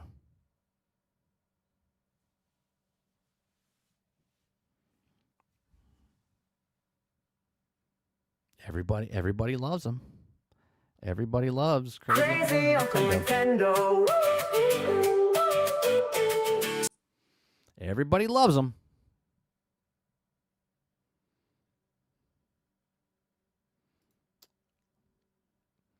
All right. We've got EA. Gameplay trailers out for Mafia. We'll do this story and then we'll look at that. We'll look at the gameplay trailer in a second for Mafia. The next story, EA won't follow Nintendo and Xbox with the price increase on games. Now, I talked about this a little bit ago. I said, when the game price goes up to $80 to $100, and I say I want to see what EA does, I said this a couple weeks ago. I was like, no one's paying $80 for Madden. Okay, obviously there are games, the gold edition or whatever that people pay, but I'm saying the standard price, you cannot raise the price for Madden to $80. They literally copy pasta from one year to the next. This is not an $80 value of a game. This is not a $100 value for this game, right? So much so they're even bundling the college football game with Madden to try to sell them, okay? If you guys like what I do here, we do this Monday through Thursday from 10 o'clock in the morning to noon Eastern. We just cover news stories, have conversations, give you my thoughts and opinions. If you like that, hit that like button, hit that subscribe button. If you like to go above and beyond that, become a member as little as $5. Okay? EA won't follow Nintendo and Xbox the price increase on games. So EA isn't planning to follow the footsteps taken by Nintendo and Xbox by increasing the core cost of games for the time being. That's the key word. This right here should be in bold lettering. Bold, big bold. For the time being. Because they're just waiting. They're just waiting to see what happens. Okay? Although, that could change 100%. Okay, the Nintendo Switch 2 revealed sent shockwaves through the industry when they revealed that games like Mario Kart World will be slapped with a $79.99 price tag, which was swiftly followed by Microsoft's price hike on everything, from consoles to games, which I still think is one of the stupidest decisions Microsoft has ever done to raise. All they had to do was nothing. All Microsoft had to do for their consoles was nothing. Again, Microsoft's playing 4D chess here, so I want to see how this turns out. Now, obviously, make the problem still the solution. They want to raise the prices of the console so people don't buy the console at all and just get the service on their on their television set, their laptop, their PC, mobile phone, whatever. But all they had to do was nothing. Everyone was raising their prices, and they just kept their systems exactly the same. They would have sold. At least they would have sold out of the ones they already made. Okay? But now, that's definitely not going to happen. Okay? So, It says, speaking of EA's latest financial call, CFO Stuart Canfield stated that there's no changes in the pricing strategy at this point, although those comments didn't necessarily close the door entirely on the price increase later down the line. Business 101, you don't ever close the door on raising prices, but the problem is if you raise the price, it's never going back down. If you guys think for 1 second that the tariffs are to blame for the price increase of the stuff, and you think if the tariffs get taken down, do you think that Microsoft and do you think Nintendo is going to lower those prices back down? You are so delusional if you think these companies are lowering the price of these things. Never going to happen, okay? What will the price be for EA games? Okay, no changes to the current price point for EA titles means that upcoming games like Madden 26, EA Sports FC 26, and Battlefield mean that will all be the same price as they have been in the previous years, though this is by no means cheap, with the special edition costing more. Now, hold up here, because they're not changing anything this year. Where's Battlefield falling? Is Battlefield falling in this calendar year? Or is it going into next calendar year? Because there's rumors that it's coming out early next year. And if it's coming out early next year, Battlefield might be EA's first $80 video game. But we shall see. Okay? EA has become somewhat of an industry leader with the early access for its titles, with players paying for the privilege of the early access period for recent Madden and EA FC titles has been up to a week, which those who play the Ultimate Team mode leaves you paying or playing a catch-up. Last year's EA FC 25 and Madden 25 both launched at $69.99 price, while the Ultimate Edition of those titles cost as much as $99.99. So when you can add additional incentives to pre-orders like EA can, with points to spend on Ultimate Team, there isn't much of a need to increase the core price of the games as a result. However, if this game is the way the industry is heading, I wouldn't expect EA to remain an outlier. So, obviously, this is going to be a big test, what happens this holiday season or how many pre-orders they're getting. Because if they get a big following of the price for the college game again this year and Madden next year, and they see, let's say it's like 5 million, 7 million copies sold, they'll be like, oh, what percentage would we lose if we raise it by $10 to $80 next year, okay? And how many people will not buy the game, but how many people will still buy the game and make up for the... So we have less people. So let's say there's 7 million people that bought it, but now there's only 6 million. But 6 million people paid 80 instead of 7 million people paying 70, right? Or 5 million people that paid 80. Because there are going to be people that paid the $99 for that edition and whatnot. So if this number is bigger with less people buying, then that's the way they'll go. Because they don't need 7 million people to buy the game. They just need 5 million people to spend $80, and they make the same amount of money, and then they can make more money on the top at the back end with microtransactions, season passes, Ultimate Team, or whatever else, right? But these are just my thoughts. Let me know yours in the comments section down below. What do you think? Do you think EA not pulling the trigger yet this year in 2025? But do you think EA quickly changes and we see the first $80 game come out next year for EA? Let me know in the comment section down below. Let me know in the live chat. Please make sure you share, like, subscribe, and if you like what I do here, check out some of our other videos. Thanks for watching.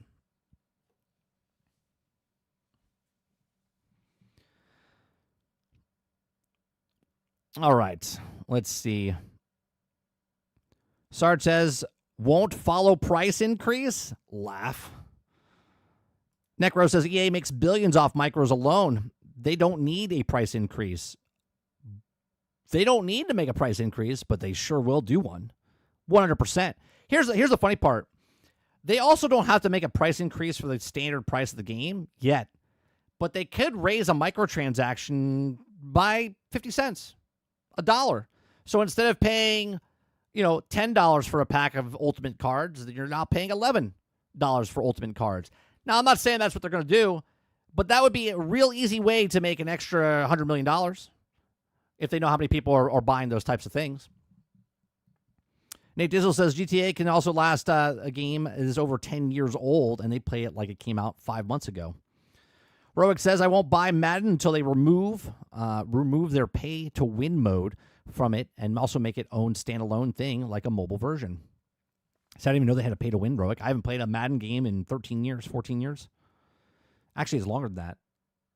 The last one I bought, I want to say it's 10. Is it 10?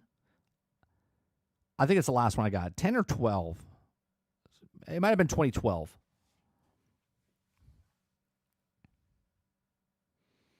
Give us money for your roster update. That's basically all it is. Yep.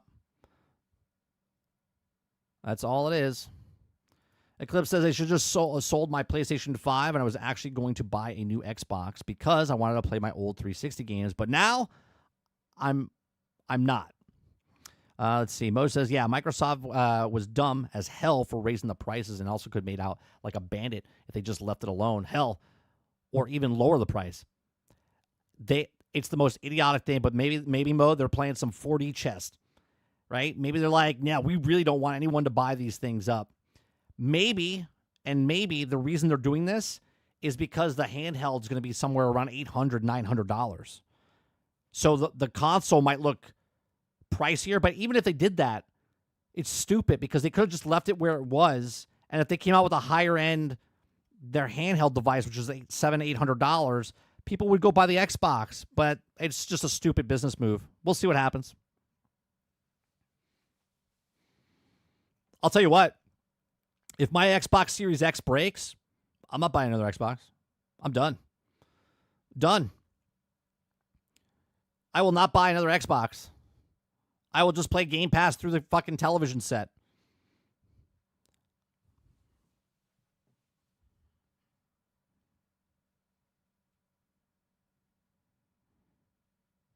There's no way I'm buying a $720 system where it was $500.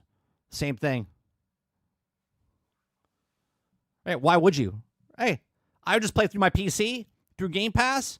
They would actually lose money from me. They would lose money from me. Right? If my Xbox breaks, I would just pay for Game Pass on my PC. So not only am I not making another purchase from Microsoft, but they would lose me, and I would lose from $20 Game Pass to $12 Game Pass. 30, you already have 15 Xboxes in the house? I have 2. Calm down, Jones. I have 2. And matter of fact, my son has a laptop, right? So if I stop paying for my Game Pass for the console, okay, then I just pay for Game Pass on the PC. He would just play Game Pass on the laptop now.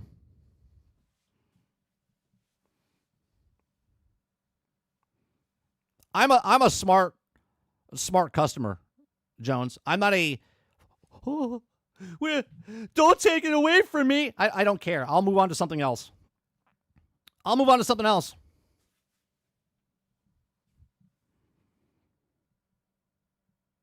Your phone, your PC, your TV, son's phone, his wife's phone. I get what you're saying. I'm talking about physical Xboxes. I have 2 Xboxes.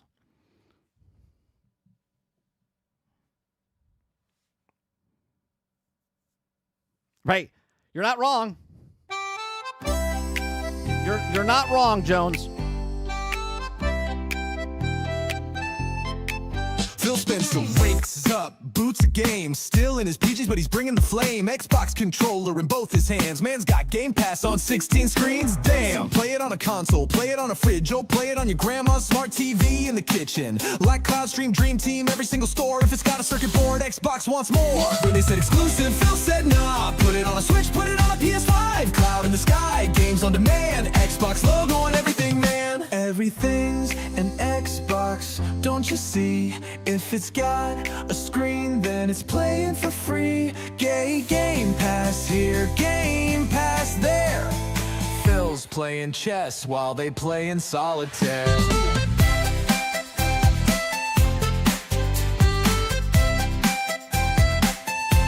Yo, you got a microwave? That's an Xbox. Never a Tesla dashboard? That's an Xbox. Your dad's old beeper? Yep. Xbox. That calculator? Bro, that's an Xbox. Bought a PS5, guess what, fool? You just funded Xbox as part of the rule. Starfield, Doom, even Minecraft 2. Phil's selling you games on your own console, dude. Take your baby's pacifier, that's an Xbox. No, that fax machine from 92, that's an Xbox. Roll traffic lights, bro, they got Game Pass. The self-checkout at Walmart, Xbox. Your grandma's radio, Xbox. That one of your dog shot collar, Xbox. The UFO spotted last week, Xbox. Oh, they didn't see it coming. Sony and Nintendo started running.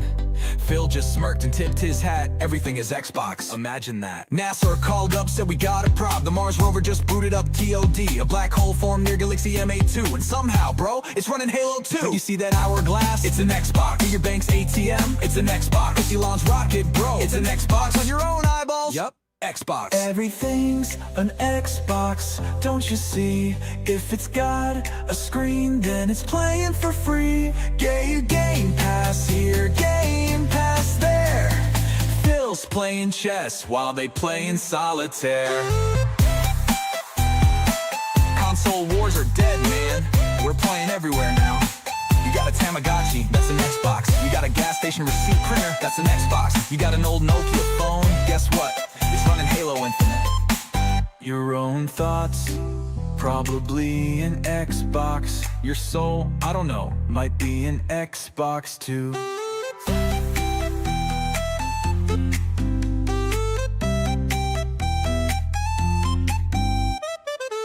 Game Pass forever.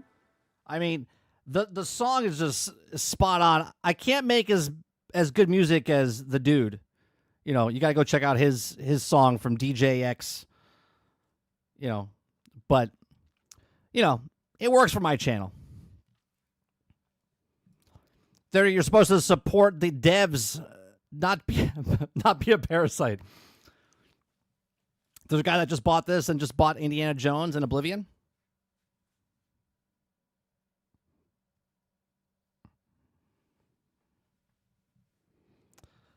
Let's see. Yeah, so, you know, EA, they got the microtransactions. So they don't have to raise the prices. They don't have to raise the prices just yet. But it's not out of the running. It's not out of the running. All right, you said there's a Mafia trailer?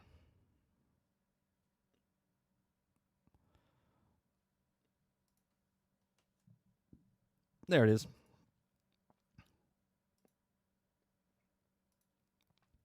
Let's watch the Mafia trailer here.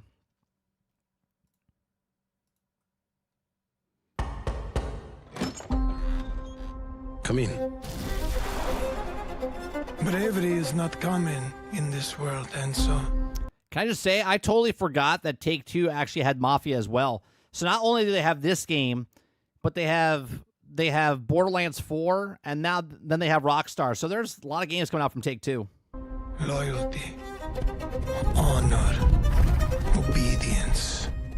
They set the man apart from the rest. You took care of Messina, but this matter is not yet resolved.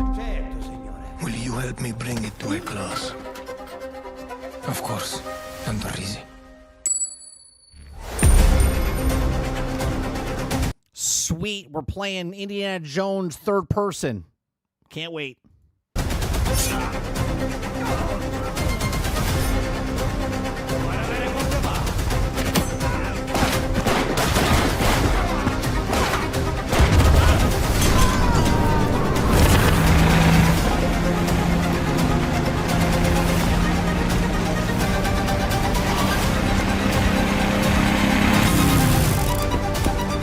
Can I just say, these cars right here, they're actually not moving that fast. They're like top speed, 40 miles an hour.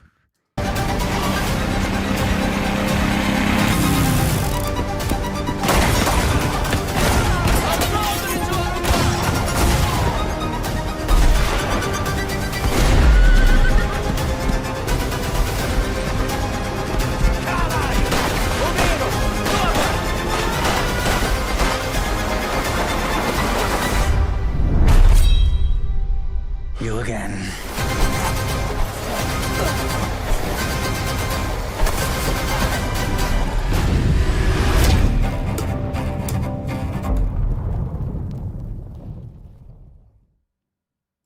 Coming August 8th. August and then September. So 1 month after we have... Oh, yeah. See, this even makes it even more realistic of...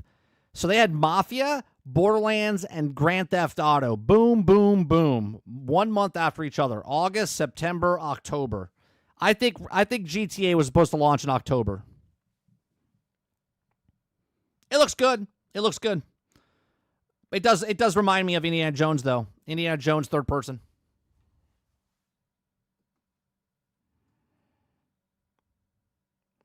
Mo says, this is how I knew that GTA 6 was getting delayed, because this and Borderlands 4 both had dates the back half of the year.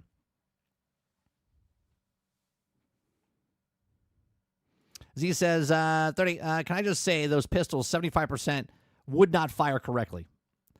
Right. If you look into that car chase scene would be like, it'd be like 40, maybe top speed, 40 miles an hour downhill. It does look a little linear.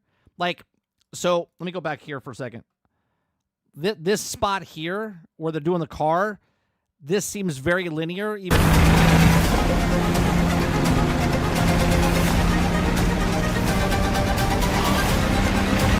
It might be open, but obviously, you know, you're doing a car chase scene, so you're going to stay within the...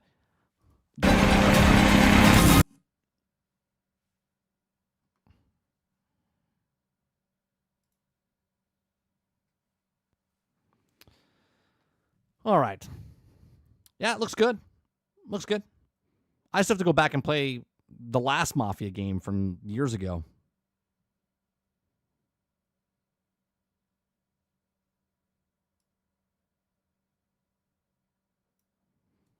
What's the old country? Italy.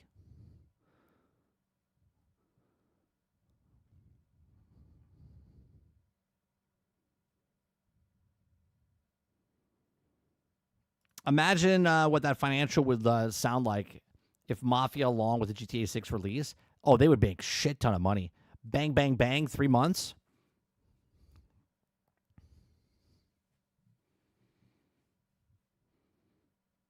Gives me a reason to buy the old one. You could play all 3 of them right now on Game Pass, dude. So get Game Pass for a month. You can play the whole Mafia edition.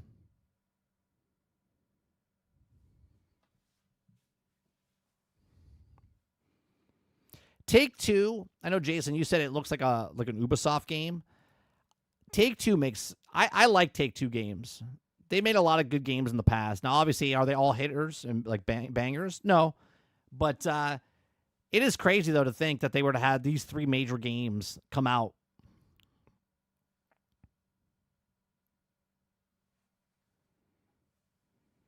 Feels good, man. It says, Mafia 3 is okay, but it's 10 hours too long. You could just skip it, according to John Walker. If you don't want to play that, you just skip it. You can just not play it. Yeah. You just skip it.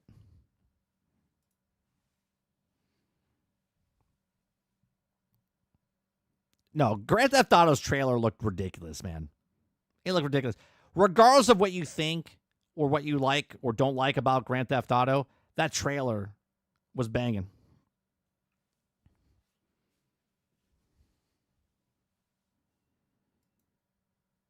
That trailer was so good. We didn't even do like a breakdown of it. Like, it was just so much stuff going on. Actually, you know what we could do? There is a breakdown video, and we got time. So let's watch that real fast.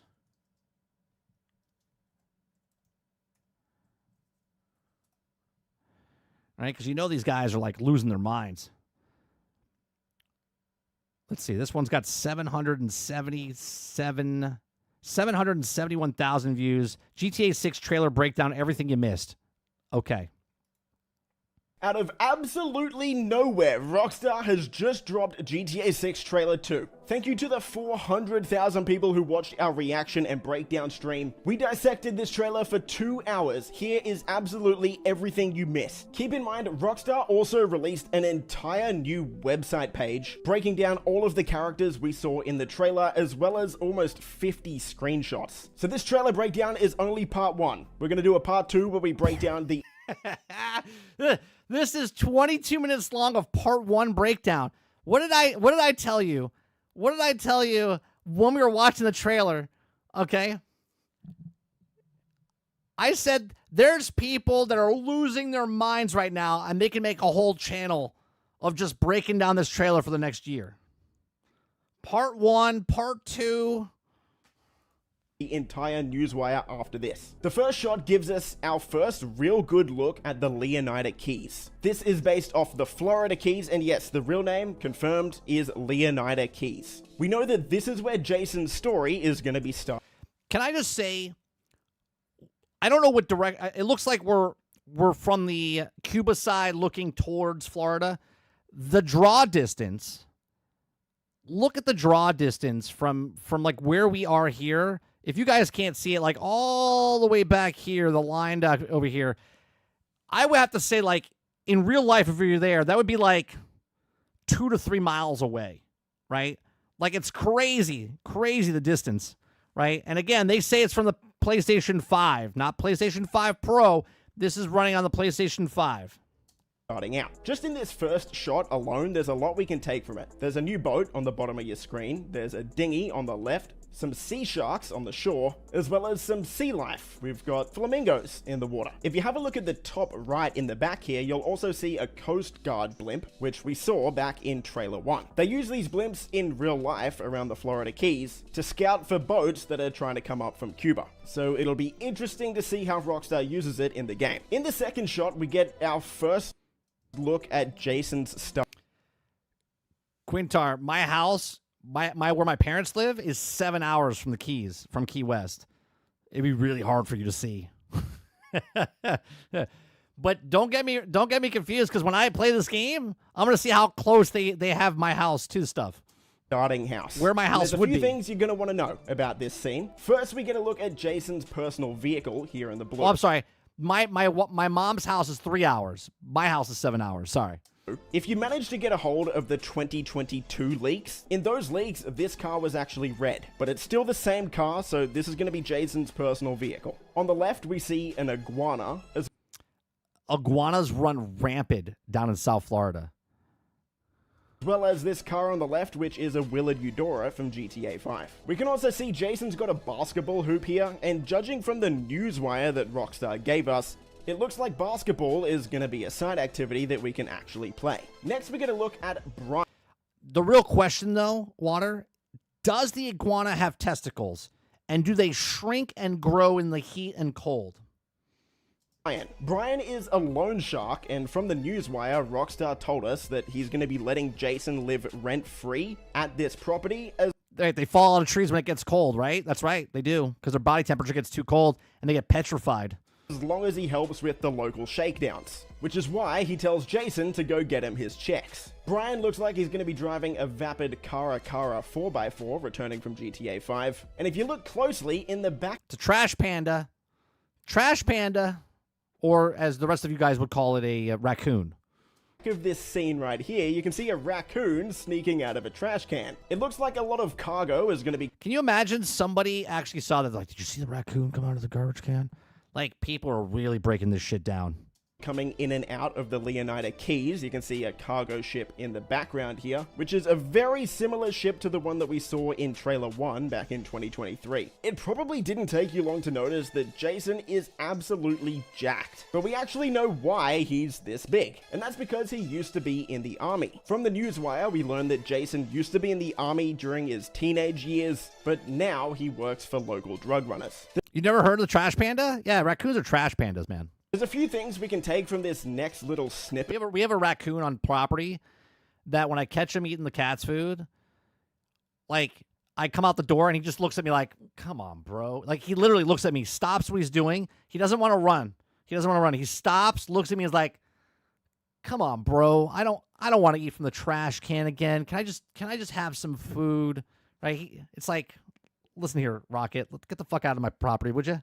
Bit of Jason in the car. First, he's got an army tattoo. My ex is a trash panda. 2 on his left shoulder. It looks like he was in the paratrooper division. No, he was in the army, not in jail. Judging by the skull with the parachute. And it also seems... Look, okay, I don't know if he's about to bring it up, but you can see the reflection in the side mirror. Seems like Jason is gonna be a bit of a ladies' man. He gets catcalled by one of the ladies in the Leonida Keys, and she has paw prints all over her car. This lady is gonna be absolutely crazy. She's a cougar. That'll be interesting to see. And again, if you look closely at both Jason's abs or Lucia's butt. I mean, I'm a butt guy myself, so I don't give two shits about Jason. glasses, as well as the mirrors in the car, you can see that these reflections are a massive step up over GTA 5. It actually looks like we have... Look at the rear view. Hold on. Look at the rear view mirror. Or not even the rear view. Reflections. The rear view's move. The rear view's got... is changing as well. But look at the mirrors. Are a massive step up over GTA 5. It actually looks like we have working reflections in GTA 6, which is a... Bro, it is. Look at the mirror. He's driving past the car, and then it's there. Look. It's in the side mirror, and then you see it. That's crazy. A massive upgrade. In this next shot here, we see Jason getting Brian's money, like Brian told him to. This looks like it's in one of the local shops around the Leonida Keys. This shop's got rocks, crystals on the counter. You know what type of shop this place is. I'm sure we've all seen them. We then see Jason breaking into the cash register, getting some money, and there's a guy... 420, there's a number 305-555-0145. I passed out in the background. Judging by the lighter and the 420 packet on the right side of the cash register, I'm sure you can tell why he's passed out. We then move to a shot of Jason driving on a highway. We see some rednecks in the truck. See some rednecks in the truck. They have 97 and 397. Right? You got some workers just sitting on the side, not doing anything. In front of him. That's realistic. We also see some returning vehicles from GTA 5, like the Coquette on the left, as well as getting a better look at just what NPCs are going to be doing around the map. We see some trash collectors. Twitter was calling Lucia fat and woke. These are people who have never been out of their house, Dolphin. Lucia looks exactly like a woman should down in South Florida. Like... they're thick.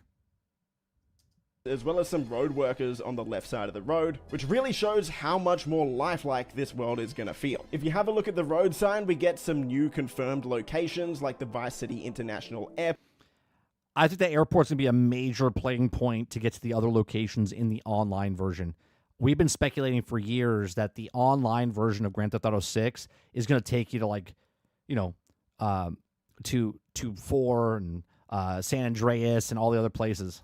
Airport Ambrosia, which is Liberty actually City. going to be the third city. That's right, GTA 6 isn't just going to have Vice City, it's also going to have Port Gellhorn, as well as Ambrosia. So 3 cities, plus the It's going to have 3 cities. Leonida Keys, so possibly 4, if you count the Leonida Keys as an extra city. But as for all of these locations, we'll go over that in the Newswire and info breakdown video that I'll be doing shortly after this one. Here we see Jason at an outdoor gym. As for where this is on the map, we can see Ocean View Drive in... This is South Beach. It's a very famous building right here. This building right here. This is South Beach. The background here, so this is near the beach. These women are very impressed with Jason, so I think, as I mentioned before, he's definitely gonna be a ladies' man. We'll have to see what Lucia thinks about that. And he's bench pressing 120 kilos. Not a 1 rep either, he's repping that out. This guy is very strong. And this essentially confirms one of the most highly requested features in GTA for a very long time. This has got to be a 200 gig game, right? This has got to be a 200 gig game. And that's the gym system. So gym... I have a question, chat. Do you think, instead of selling the game, do you think this gets sold on a memory stick? Right? It gets sold on a memory stick because the memory stick is going to be so big, it needs a dedicated fucking memory card just for it. Gyms look like they're going to be returning in GTA 6. In this short scene, we see Jason walking out of a convenience store with some Patriot beer, but there's a few things... Luke says 350 gigabytes. That's insane. Do you know what I mean? Like, you're going to get one of those just standalone car you plug in the back of your... If this runs steady 30 like Red Dead Redemption 2 on console, I guess I'm okay with that. I don't think this is running 60. At least not off the start. I mean, this thing's huge. Unless they have some sort of technology where obviously distance, because there is technology out there for this, where like Microsoft Flight Sim type of does this, and Aku was talking about this the other day, right? So Krebsy was talking about how they could do a server side type of stuff, right? And what Flight Sim does is like where the plane is, there's like a bubble around the plane. You don't see the bubble, right?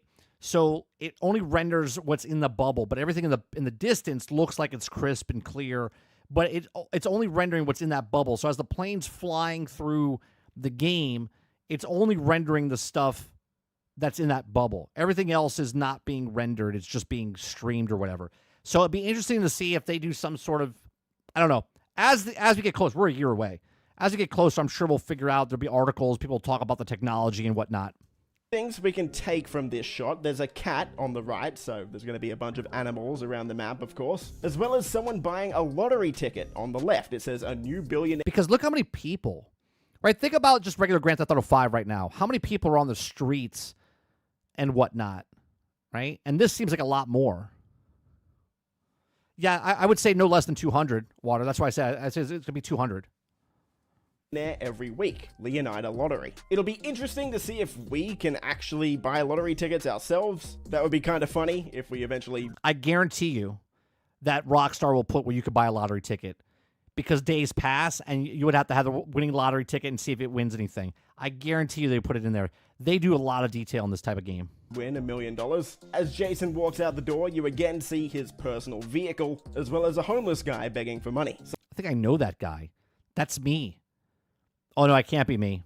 I can't grow my hair like that. So all of those random encounters we had in Red Dead Redemption 2, GTA 6 looks like it's taking that to an entirely new level. It's going to be absolutely insane. In this shot, we see Jason driving to the prison to pick up Lucia, which we'll get to in a second, but this shot gives us a lot of new info as well. First, we can see the Vice City metro system up on the bridge on the right here. We're going to be able to ride around in this just like we were in GTA 5, because we saw this back in the 2022 leaks. We can also see some sort of cop bust on the left here. They're arresting a handful of people. People are up against the wall. We've got your standard... I'll tell you what. Water. I got a year. I got a year before this game comes out, and we're saving up for a PC. I think I'll wait. I don't think I get this for $100. If it's $100, I think I wait for PC. If it doesn't come out day and date for PC, which most likely it won't, I said there's a theory that it might because of the amount of consoles that are out in the market right now. But I think this is a must buy for PC. Vice-Dale cop car here. I mean, I waited 12 years, 13 years. What's another year? As well as our... Well, 2 years. First look at an undercover cop car. We did have police interactions with random NPCs in GTA 5, but nothing to this level. So while we're driving around the streets, we're gonna see random cop busts like this, by the looks of it. A few people might get confused and think that... They think Haiti's gonna be in the game too? I mean, maybe online, where you can go to Haiti. This is the shape of the GTA 6 map on the wall here. That's actually just the shape of Haiti, which is why it says Haiti right next to it. So I just thought we'd clear up that confusion before anyone jumps to conclusions. We can also see that Jason has longer hair now. So it looks like our hair is gonna grow out. Oh, see? This is why we watch stuff like this, chat. He's got longer hair. Does that mean they're going back to the mechanics of like San Andreas, where when you eat, you get fatter, and when you work out, you get stronger and get more fit? Like, his hair is growing out, so you can get different hair. Obviously, it could be not, you could change your hairstyle, but can you imagine if the hair grew as you're progressing through the game? And there's going to be a bunch of different hairstyles. I could stop every single scene and point out all of the different hairstyles, but if you look closely enough, you're going to see hundreds of different hairstyles throughout this trailer. Character customization is going to be absolutely next level. Next, we move to the prison, and we get the full name reveal for both Jason and Lucia. Lucia Caminos and Jason Duval. Now, the prison... Okay. From the leaks, it said that she was a cop, and he was a criminal. It looks like he was in the army okay? But I still think she's a cop. I still think she's a cop. I think she's undercover, and I think she's trying to break in something, but she fell in love with Jason, okay? I'm making up the story as I go. But I think she fell in love with him, even though she was there for a job. She got busted. She's inside the prison, okay, to get cred. And then she comes out to work with it. But she's working with him, but for a bigger reason, for a bigger score. You know what I'm saying? That's the story I'm going with.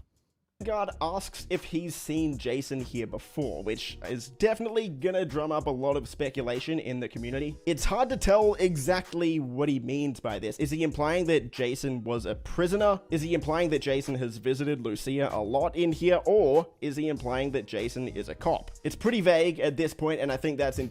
Waterbear says, maybe if you touch the weights like John Walker wants, you'll get jacked. You can just skip it. You just get jacked automatically, right? Intentional from Rockstar, so we're just gonna have to wait and see. At the 1 minute mark, we get our first look at Lucia in trailer 2, and the first thing you might notice is, yes, she's wearing an ankle monitor, and this ankle monitor stays on throughout the entire trailer. So it looks like this is gonna be some sort of gameplay mechanic that Rockstar uses to keep us... I think this is early gameplay. I think this is all early stuff that you see, right? I think you get that off her ankle.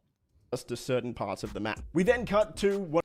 Because the ankle bracelet, and I would think they would do stuff like this where, just like he said, certain parts of the map, you're stuck because you're going to be playing one character next. I don't know if you can switch characters like you could in the last one. Maybe you could. Maybe you can, I should say. But it would be that when you're her, you're stuck in a certain section. You can't get out because of the ankle bracelet. And then once you get out, the map opens up. One of the many romance scenes in trailer 2 here. Rockstar's really trying to nail home the point that these two are a couple, and we can expect a lot of that in the game. Maybe they're not a couple. Maybe they just like to wrestle.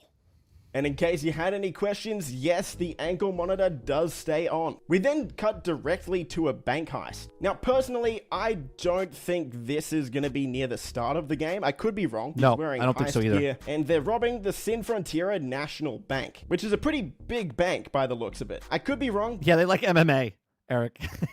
Yeah, they're big wrestling fans. But I don't think this is going to take place near the start of the game. I think Rockstar is intentionally putting these scenes a little bit out of order to throw us off. But we get shots of both Jason and Lucia controlling hostages in this heist. So the gameplay is switching between the two of them during the heist. What if this is co-op? What about if the main game you could play single player? But what about if they made it co-op? Heist should be pretty fun. We then cut to yet another sex scene, one of many in the trailer, so be prepared if you haven't watched it yet for whatever reason. Here we see Jason and Lucia at a bar in the Leonida Keys, and this definitely looks like it takes place shortly after Jason picked... Oh, 100%, Sarge. 100%. I think she's an undercover cop. They were together before, like we find out the story, right? Undercover cop, got with him. They had feelings for each other. She got busted. She got into the prison. More street cred to see, she's deep undercover. She comes out. He finds out that she's a cop. Turmoil starts happening between them. And then we have a, separation type of thing. One of them, you get to choose, right? Maybe later in the game. Again, I'm making all this up. This is just the story in my head. We're at near the end of the story. You get to either choose, do you want to kill her or kill him, right? It's a love story, but it's not going to end well. Picks up Lucia from prison. Jason says to New Beginnings. Look at the detail. Look, those are Modelo's, man. Shortly after Jason that beard, picks up Lucia. Right? Look at the gold tinfoil on the actual, from prison. And how it Jason tears off the top of the bottle. Beginnings, and Lucia sort of mocks him, makes fun of him, which gives us a fair bit of insight into how the dynamic between these two should work. Jason's gonna be a bit more of the more serious ex-military guy, and Lucia seems like she's gonna be the more lighthearted one. The two of them are sitting on the pier, having a few drinks, and we also get a look at a new boat, the Pure Predator, as both of them get a little bit tipsy, and they're looking out across the Leonida Keys. We see this very expensive yacht returning from trailer 1 as well, and man, this game looks absolutely stunning. Here we see Jason doing some work. His beard grows too. for Brian at Brian's hangar. We can assume, again, this takes place near the start of the game because Brian is based in the Leonida Keys, of course. And we get our first look at another character, Cal. As for what we know about Cal Hampton, They're like, know how many Modelo's I drank just to get that bottle like that? Rockstar tells us he's a friend of Jason's and a fellow associate of Brian's. Cal feels safest hanging at home, snooping on Coast Guard comms with a few beers and some private browser tabs open. So he's going to be Jason's Quintar, they had gameplay in the trailer.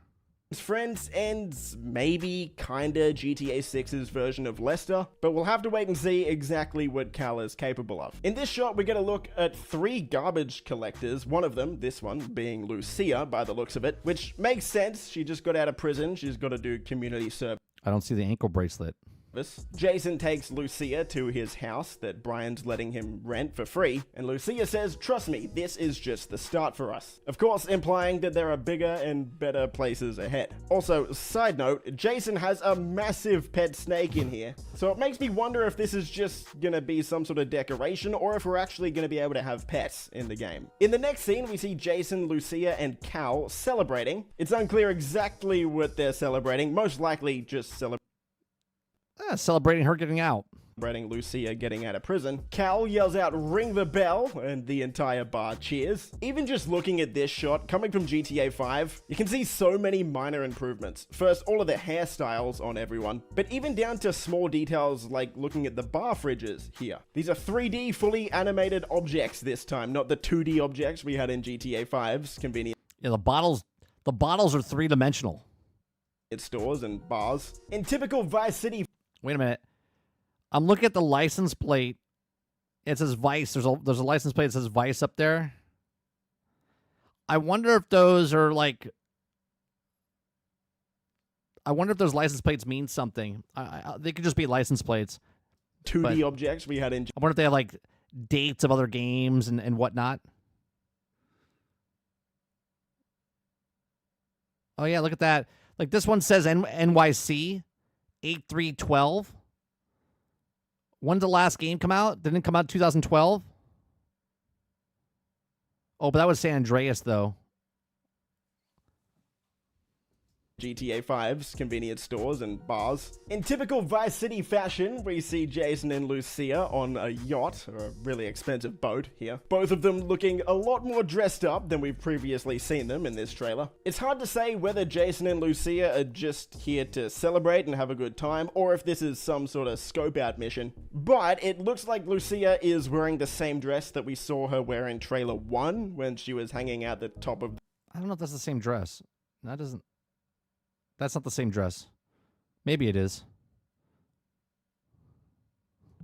the convertible. So most likely that car scene takes place right after this one. You probably noticed by now in this shot that there is going to be insane customization for both Jason and Lucia. We've seen both characters look completely different in a handful of scenes already. Yeah, when you play this game, your PC, or not your PC, your console will be like, whoa!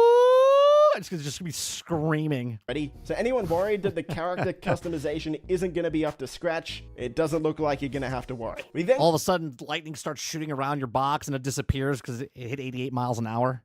Cut to a scene in the car with Jason and Lucia where Jason says, we're going to do this, we're going to do it right. And if you look out the window, you can see some bikers. So this most likely is going to be one of the starting encounters in the game where they're working with a local biker gang. We then get a continuation of the yacht scene from before, this time in a club called 919. Now, if you remember back to trailer 1, there was a plane carrying a banner that said Y69 when you can 919. Well, that plane was actually advertising this club. Now, it doesn't look like this is going to be a strip club. We get a look at that shortly, but this just looks like it's going to be one of the nightclubs in the city. In this scene here, this character in the white tank top says, "Yo D, this fool a Fed," which again might be playing into the fan theories that Jason is a cop or an undercover cop. But he's not. It's actually Lucia. It's hard to say if he actually is at this point. And if you're wondering who D is, that's this character on the left here. His name's Draquan Priest. Oh, what if she was undercover, she went to prison, they busted him and let him stay out to be an informant for them, and then she comes back out and she's an agent, he's an agent, they're both agents, but they don't know. exist. As for what we know about Draquan at the moment, we'll break that down in the next video, but for now, Rockstar says Draquan was always more of a hustler than a gangster. Even when he was dealing on the streets to make ends meet, breaking into music was the goal. So most likely, Jason was meeting with Draquan, and Draquan introduced Jason to these guys, and we're not too sure who these guys are just yet. Same goes with this shot here. We're not too sure who these guys are just yet, but it's quite clear that the graphics look absolutely awesome here. The lighting is on point as well. Man, this game already looks way better than it did back in trailer 1. Seriously, this almost looks like real life. Eric says they better have an accurate sports almanac to place bets in PlayStation 5 takes off, like 88 miles an hour time device. Can you imagine if like this takes place in like, I don't know, like 2006, and you're betting lottery numbers, and the lottery numbers in the game are the exact same lottery numbers that happened back then? That would be insane. It's pretty close. It's getting close, man. This is insane. Here we see Jason and Lucia breaking out of some sort of apartment. Right, Quintar? It's like, you're under arrest. No, you're under arrest, and then they do it. It's like some scene out of a porno. Building. Jason's wearing a black. No, you're under arrest. No, you're under arrest, and then they wrestle on the bed, and that's it. The cut scene. Tank top this time, so it's not a continuation from the previous scene. But the cops have a helicopter chasing after them. We get footage of a police raid, as well as Brian telling Jason they've got your name, address, they got everything. Which looks like this is going to be one of the catalysts forcing Jason and Lucia to move out of the Leonida Keys and onto Vice City. We then get 2 looks at this new police chief. Oh, no. I don't think they're moving out of the Keys. I think they're going down to the Keys. I think that's what they're going to do. Police character Maybe. here. I don't know. He says, us. Oh, no, they probably go out to the country. So they probably go to the Everglades and stuff to get out of the way from the feds. Cops, we gotta protect each other. And I think Rockstar intentionally put this character on the left side of the screen here. We don't know who this character is on the very left here. I'm sure a lot of people are gonna predict that this is Jason. It could be, maybe. Like, this shirt does look similar to the shirt that he's wearing in the previous scene, but it's really hard to tell. I'm not sold on the Jason being a cop thing yet. This shot shows Jason, of course, shooting out of a moving car, but this is actually a massive improvement over GTA 5. If you remember in GTA 5, when you would shoot out of a car, your character would just stick his arm out the window. In GTA 6, your character is going to stick pretty much their whole body out the window. Yeah, you want to match the forearms? Let's look at the forearms, right? Yeah, look at that. Look at this little crease right here, right here. I'm being facetious, by the way. This is exactly what Rockstar fans do. They're like, do you see this muscle right here down his arm? That definitely matches this part right here. That's definitely Jason. It's definitely Jason. You know that's exactly what they're doing. They're like, zoom. And of course shooting out of a moving car. But this is actually a massive improvement over GTA 5. If you remember in GTA 5, when you would shoot out of a car, your character would just stick his arm out the window. In GTA 6, your character is going to stick. No, I didn't see the map, Eclipse. You want to send that in Discord? You're going to get more of a third person over the shoulder look when you shoot out of a car this time. We get our first look at this character in trailer 2. I believe she was in trailer 1, the girls standing on top of the car. This character's name is Bay Lux. And Rockstar actually gave us a bit of info on her. So she's part of an influencer duo named Real Dimes. Bay Lux and Roxy, aka Real Dimes, have been friends since high school. Girls with the savvy to turn their time shaking down local dealers into cold, hard cash via spicy rap. So they're sluts. Got it.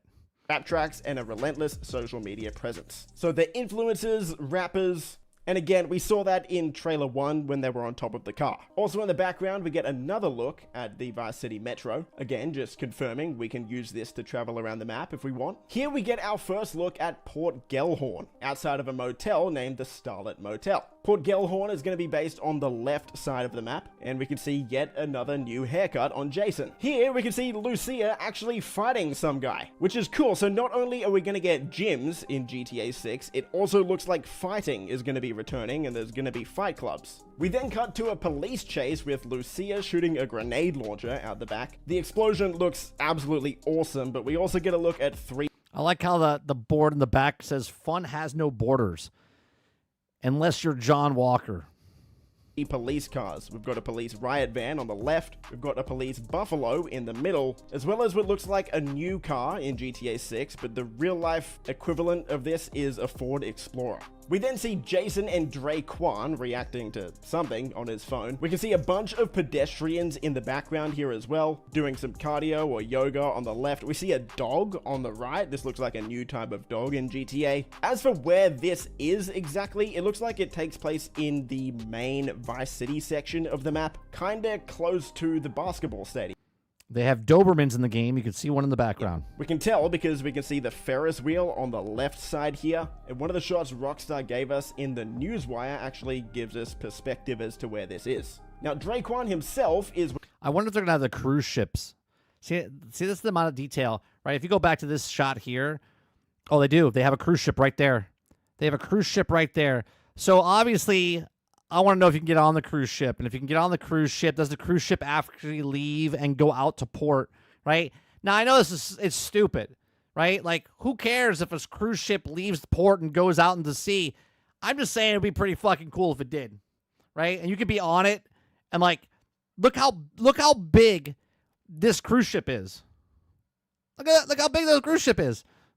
Newswire actually gives us perspective as to where this is. Now, Draquan himself is wearing a Manatees shirt, which looks like it's gonna be the Vice City football team. And he's wearing a basketball hat from the screenshot that Rockstar gave us in the newswire. This is gonna be the Vice City Narcos, the basketball team. That's where the Heat play. That's where the Heat play. Here we've got a Fast and Furious 6 inspired scene, maybe. We see Lucia getting absolutely body slammed out the side of a plane. You can see the plane's relatively close to the ground here. The wheels are still down as well. So this plane... That's not relatively close to the ground. That's coming in to land. They're over the plane and the landing gear opened up. The plane just took off by the looks of it. And this woman... No, I think it's landing. I don't think it took off. I think it's landing. Is absolutely jacked as well. So lots of different body types going to be available in GTA 6. Speaking of Fast and Furious, we have a Fast 5 inspired heist scene here where one of our characters seems to be pulling a safe along behind them. I can already tell this is going to be a super fun mission. Having a heist like this has actually been rumored for, I want to say, 4 years now. So either someone knew about this heist years ago and leaked it, or they just got completely lucky with their guess. Here we see some sort of influencer saying, "Save Vice City, baby." Jason and Lucia don't look too impressed with this kid. But again, just confirming. Yeah, they made the characters look really good. Pretty big role in the game. This scene shows us more of the Vice Beach side of the city, and we see a bunch of cars, which we'll get into in a second. But again, it's cool just to see what all of the different NPCs are doing around the map. We've got this group posing for photos. We've got people hanging out the side of a car while another lady films them. There's going to be a lot going on all the time. As for the cars, at the front here, we've got a new variant. Just to let you know, this is what happens in Miami every day. Of the benefactor Shafter. And have a look at the rims on this one. That is absolutely crazy. We've got a new Pegasi, or Lamborghini, in the green here as well. We've got the classic blue with the white striped Banshee that we see in a bunch of GTA games. Behind that, we can see what looks to be some sort of growler or Porsche. This is exactly where you're going to go find the, if they put Grand Theft Auto back in Grand Theft Auto, all the expensive cars are going to be down on this row. Kinda hard to tell exactly what car this is. And then we've got a new variant of the Imponte Phoenix behind that one. This hotel is called the Clevelander in real life, but in GTA 6, this is the Ocean View Hotel. We saw this in trailer 1, and now we get a much closer look. Got a lot of ladies dancing, both up top and down bottom. So the nightlife on Vice Beach is going to be absolutely popping. Here we get another look inside one of the strip clubs, because there's going to be more than one, Rockstar confirmed in the newswire, but again, we'll go over that in the next video. But this is a look inside one of the clubs called Jack of Hearts. This is the club that we saw in trailer 1, if you were wondering. And then we get confirmation that Ammunition is returning. This time it's going to be called Phil's Ammunition, or at least one of the shops is. There's a PlayStation, or a fake PlayStation, next to the television set. Going to be called Phil's Ammunition. There's a few other things we can see in this shot. Of course, most noticeably, we got the birds outside. But if you look to the left of the TV, we've got what looks to be some sort of parody of the PlayStation 5. You can also see the controller on the table here. But for anyone who's excited about the graphics, the reflections... Yeah, the reflection in that glass picture next to it is insane. It's insane. on this photo frame on the left side of the screen here are looking very nice. And if you actually have a look at the beer that's on the... Okay, so just think about this a second. If you guys know how video games operate, like they don't make mirrors because making a mirror in a video game is making the game again on the opposite side of the mirror, right? Because it's not a mirror. It's made inside the actual mirror, right? So check this, right? This reflection, okay, this reflection right here is reflecting what's in the room. And what's reflecting in the room is got the exact same thing. You can actually see this screen inside the screen here, okay? So you can actually see the TV screen inside of the reflection here, and you can see this guy's hand right here, which is this hand right here, this is getting blocked out by other things.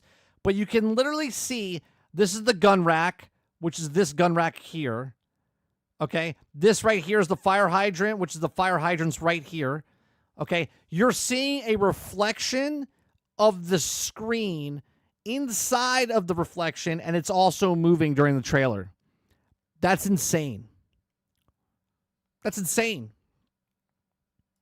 Table, you can see the bubbles coming up from the beer in the bottle. Jason's fallen asleep. Like, real quick, you can see it. That's on the table. You can see the bubbles coming up from the beer in the bottle. Jason's fallen asleep.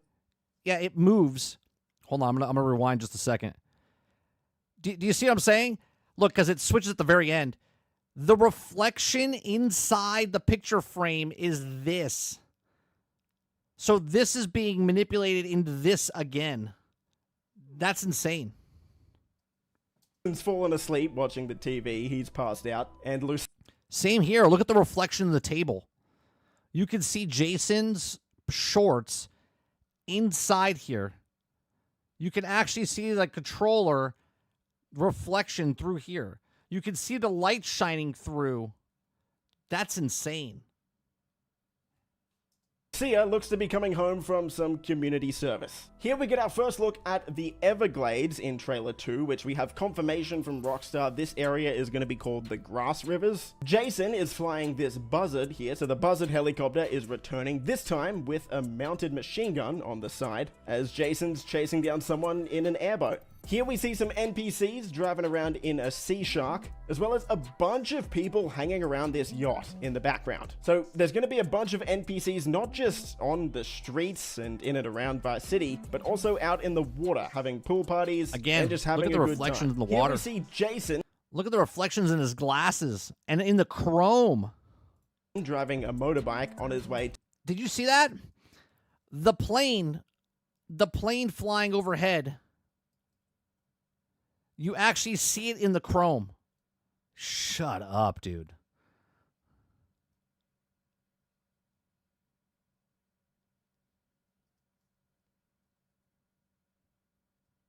That's insane.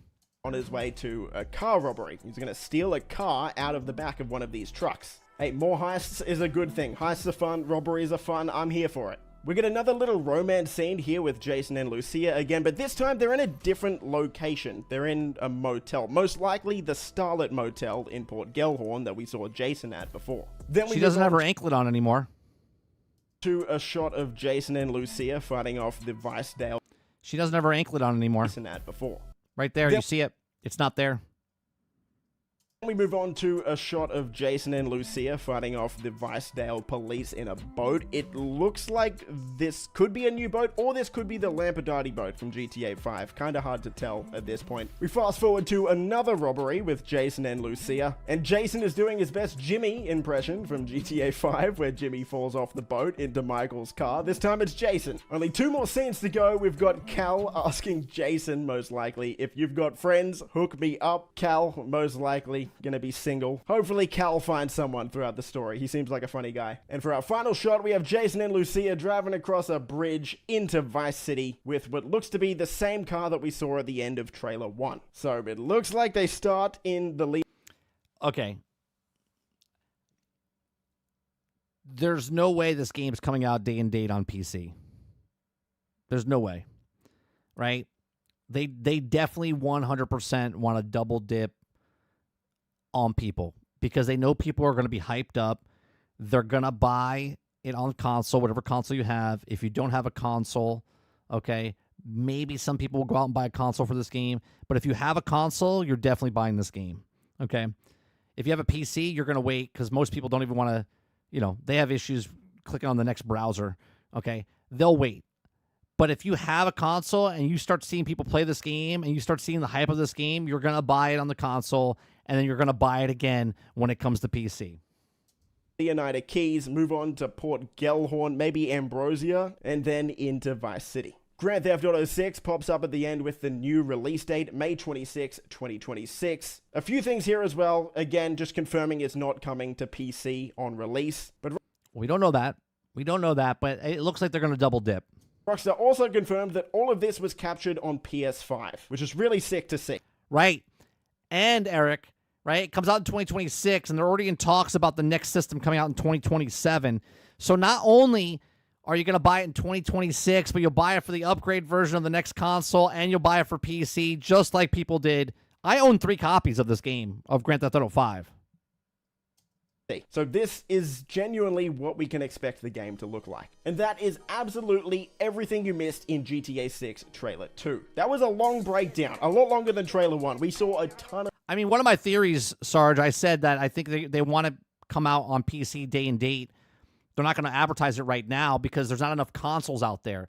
So this is why I think it could change, right? So if it stays exactly where it is right now, where consoles don't really sell a lot more because the prices are going up, then I think they bring it out on PC. But if we hear good things and more people bought Xboxes and PlayStations at the higher price point, and that number gets above 110, 120 million copies of consoles out there, then and only then will they wait for PC. But if that number is not enough out there, I think they'll put it day and date across the board because there's not enough consoles in the market right now for Grand Theft Auto to launch to be... Even though there's 76 million people that watch the video, watch the trailer, there's not going to be 76 million people that buy the game day one. It's just not going to happen, right? But they will sell 12 million, 15 million, 20 million copies. Of stuff. Is there anything else I missed? If there was, let me know in the comments down below. Stay safe, and I'll see you in the next video. Boys. If they put, look, they would kill the hype for consoles, right? They would kill the hype for consoles. They can't put it out for PC. This is not like other games, right? This is not like other games. You can't put PlayStation, PC, and Xbox like you do for all the other games, okay? You got to keep it quiet. Again, especially if PlayStation has the marketing rights, they want this game. This is a console-selling game. PlayStation's the only smart choice to go marketing with because, well, let me back that up just a second. They're the smart one to go with for console, okay? The most consoles out there for any company, so they would get the marketing rights. Now, the biggest marketing rights would go to Microsoft because they're everywhere, okay? Not only is Grand Theft Auto going to be on multiple consoles and multiple platforms, but Microsoft says you can play these games all over the place, and you can play it on Game Pass, and Game Pass... Well, what I'm saying is Microsoft, Xbox, I shouldn't say Game Pass. Xbox is your television. Xbox is your console. Your Xbox is your tablet. Xbox is your PC. So if they market with Microsoft, you can buy it anywhere, and that's a bigger spectrum than just console. So it'll be interesting to see. Obviously, it's a smart choice if Rockstar goes to PlayStation, if they're just selling it on the PlayStation 5 and the Xbox Series S and X. But if they want the biggest reach, you can play the games on every television set. You can play this game on any tablet, on any mobile phone, if it's going through the servers. It'd be interesting to see what happens. I still think that marketing is with PlayStation.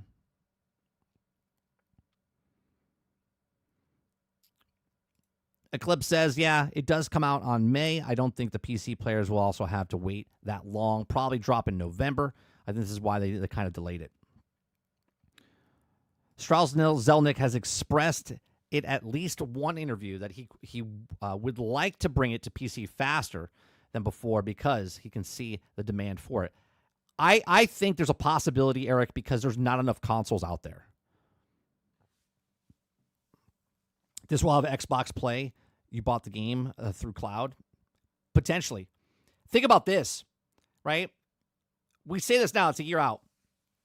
Everyone's I'm a fan, not a fan, but I'm a believer that cloud will be the leader in a couple of years, right? I said 6 to 7 years, which is down to 5 to 6 years now. It's 1 year later, okay?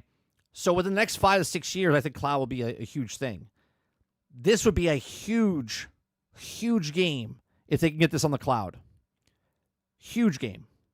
Okay? Not huge like the amount of the size of the game. What I'm saying is this would be a huge step forward for cloud gaming if they can run this really well on cloud. If this looks like this on the S, no way. It's being downloaded. You're definitely streaming. PC faster means fall 2026, Christmas, baby.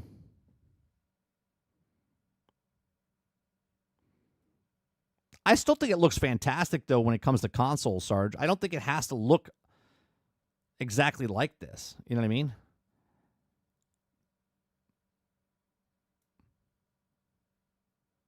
Like, that looks like console graphics right there. Obviously, he's also zoomed in because this is the picture, right?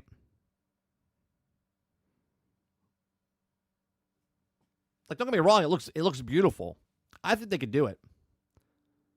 Yeah, I don't think you're getting 60 frames. I think you get 30 frames. And then if it's 30 frames, I want to see all the chuds out there that say they don't play 30 frame per second games not buy this game. I would love to see it.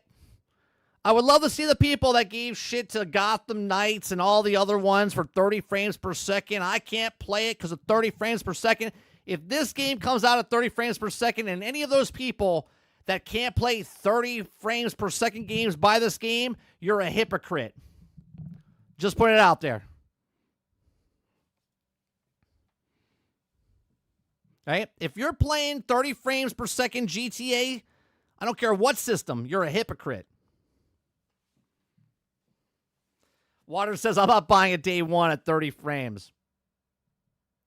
Should I highlight that? Should I highlight that, Water?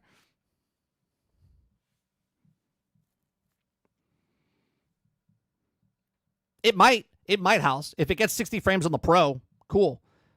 But the people that don't own a Pro and they can't play 30 frames per second games, but they'll buy this one and play it, just saying.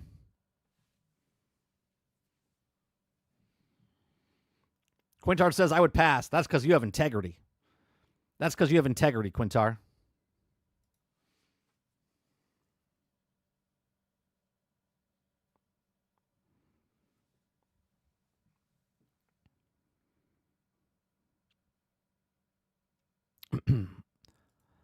I'm one of those people. I don't care if it's GTA.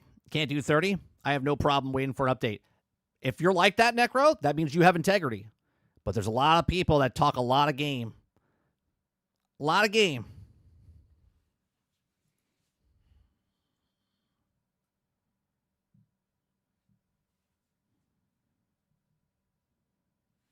Because then they'll move the goalpost. They're like, well, you know, it's just not that bad. It's the graphics, right? Whatever it is, if they play a 30 frame, if it comes out 30 frames per second and they purchase it, hypocrite.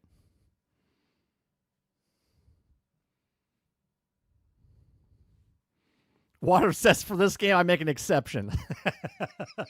Yeah, of course you would. Of course you would.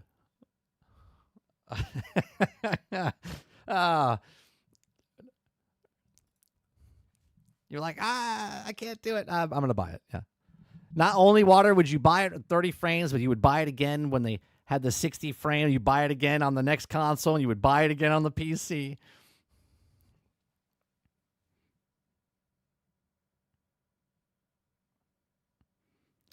Travis says, 30. Question, do I have integrity since I have zero issues? You can't tell the difference between 30 and 60, Travis, so it doesn't really matter. You can't tell the difference between 30 and 60, so you're not even part of this conversation.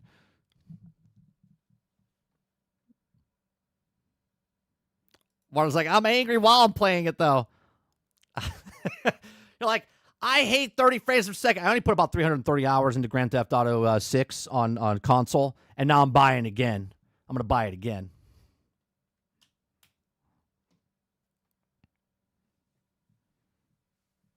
Dolphin says the real question is there a collector's edition for Lucia?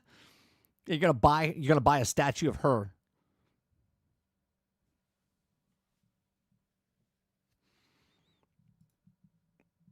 Oh, 100%.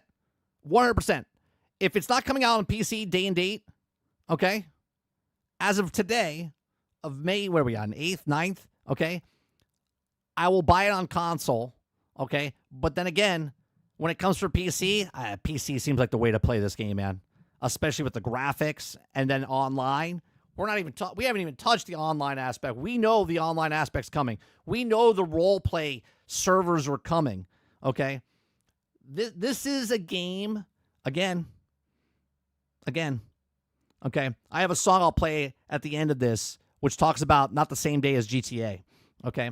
People move their games away from this game.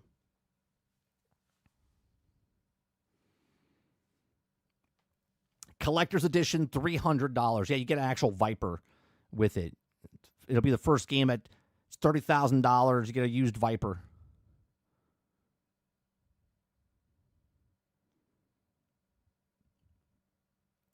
The Deluxe is just shark cards. You get an actual real lottery ticket. You get a real lottery ticket. Dolphins is a digital condo. You get the yacht. You get the yacht inside the game. It's going to be crazy.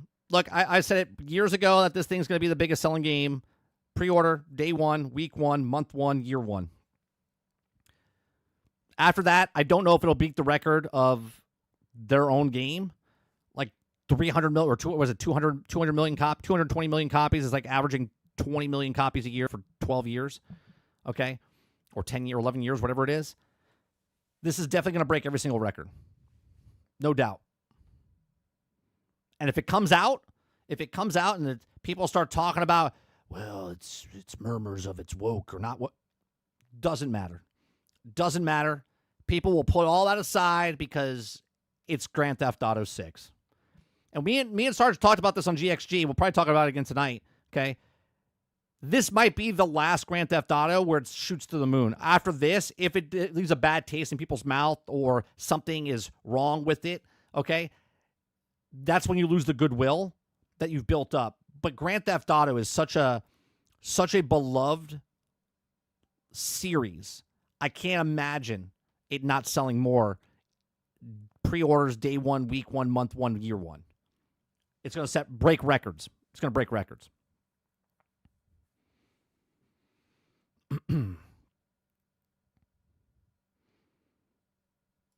Roic says the only thing that would hurt it if it came out broke and buggy. That's it. It wouldn't matter the message. Strong woman, strong. If it works, people are going to eat it up.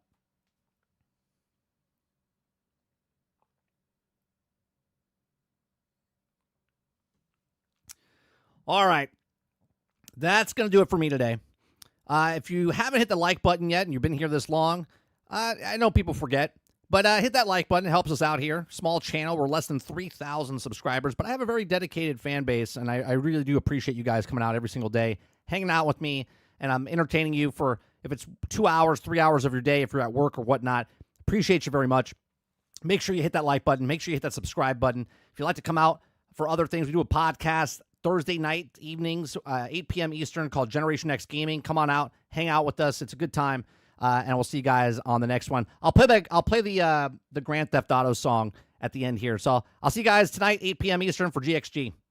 Peace.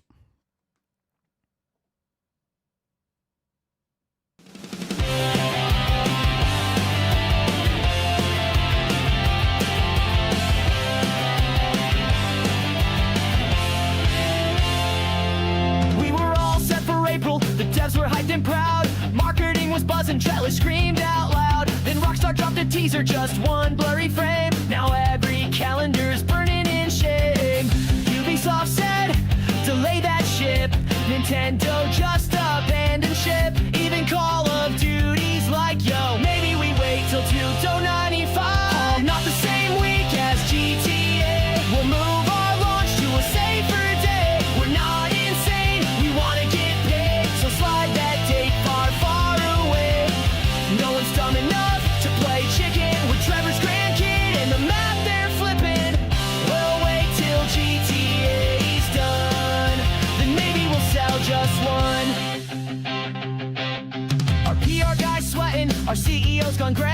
screamed, if we launch then we'll give the game away. Even indie devs are holding back their dreams. You want us to launch next to Rockstar's memes. CJ6 in a game, it's a cultural quake. It'll eat your audience like a hot lunch break. Forget awards, forget your lore. Even Elden Ring's like, nah, I'm out the door. Not the same week as GTA. You don't poke lions while you play. That launch window's avoided zone, like driving drunk on a mobile phone. Even Minecraft said, hard pass. Fortnite packed up and ran out of gas. Oh, we'll wait till GTA's done, then maybe we'll sell just one.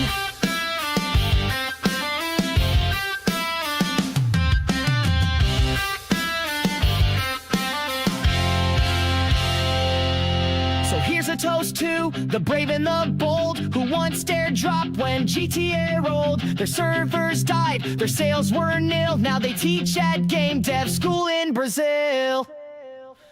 Not the same week as GTA.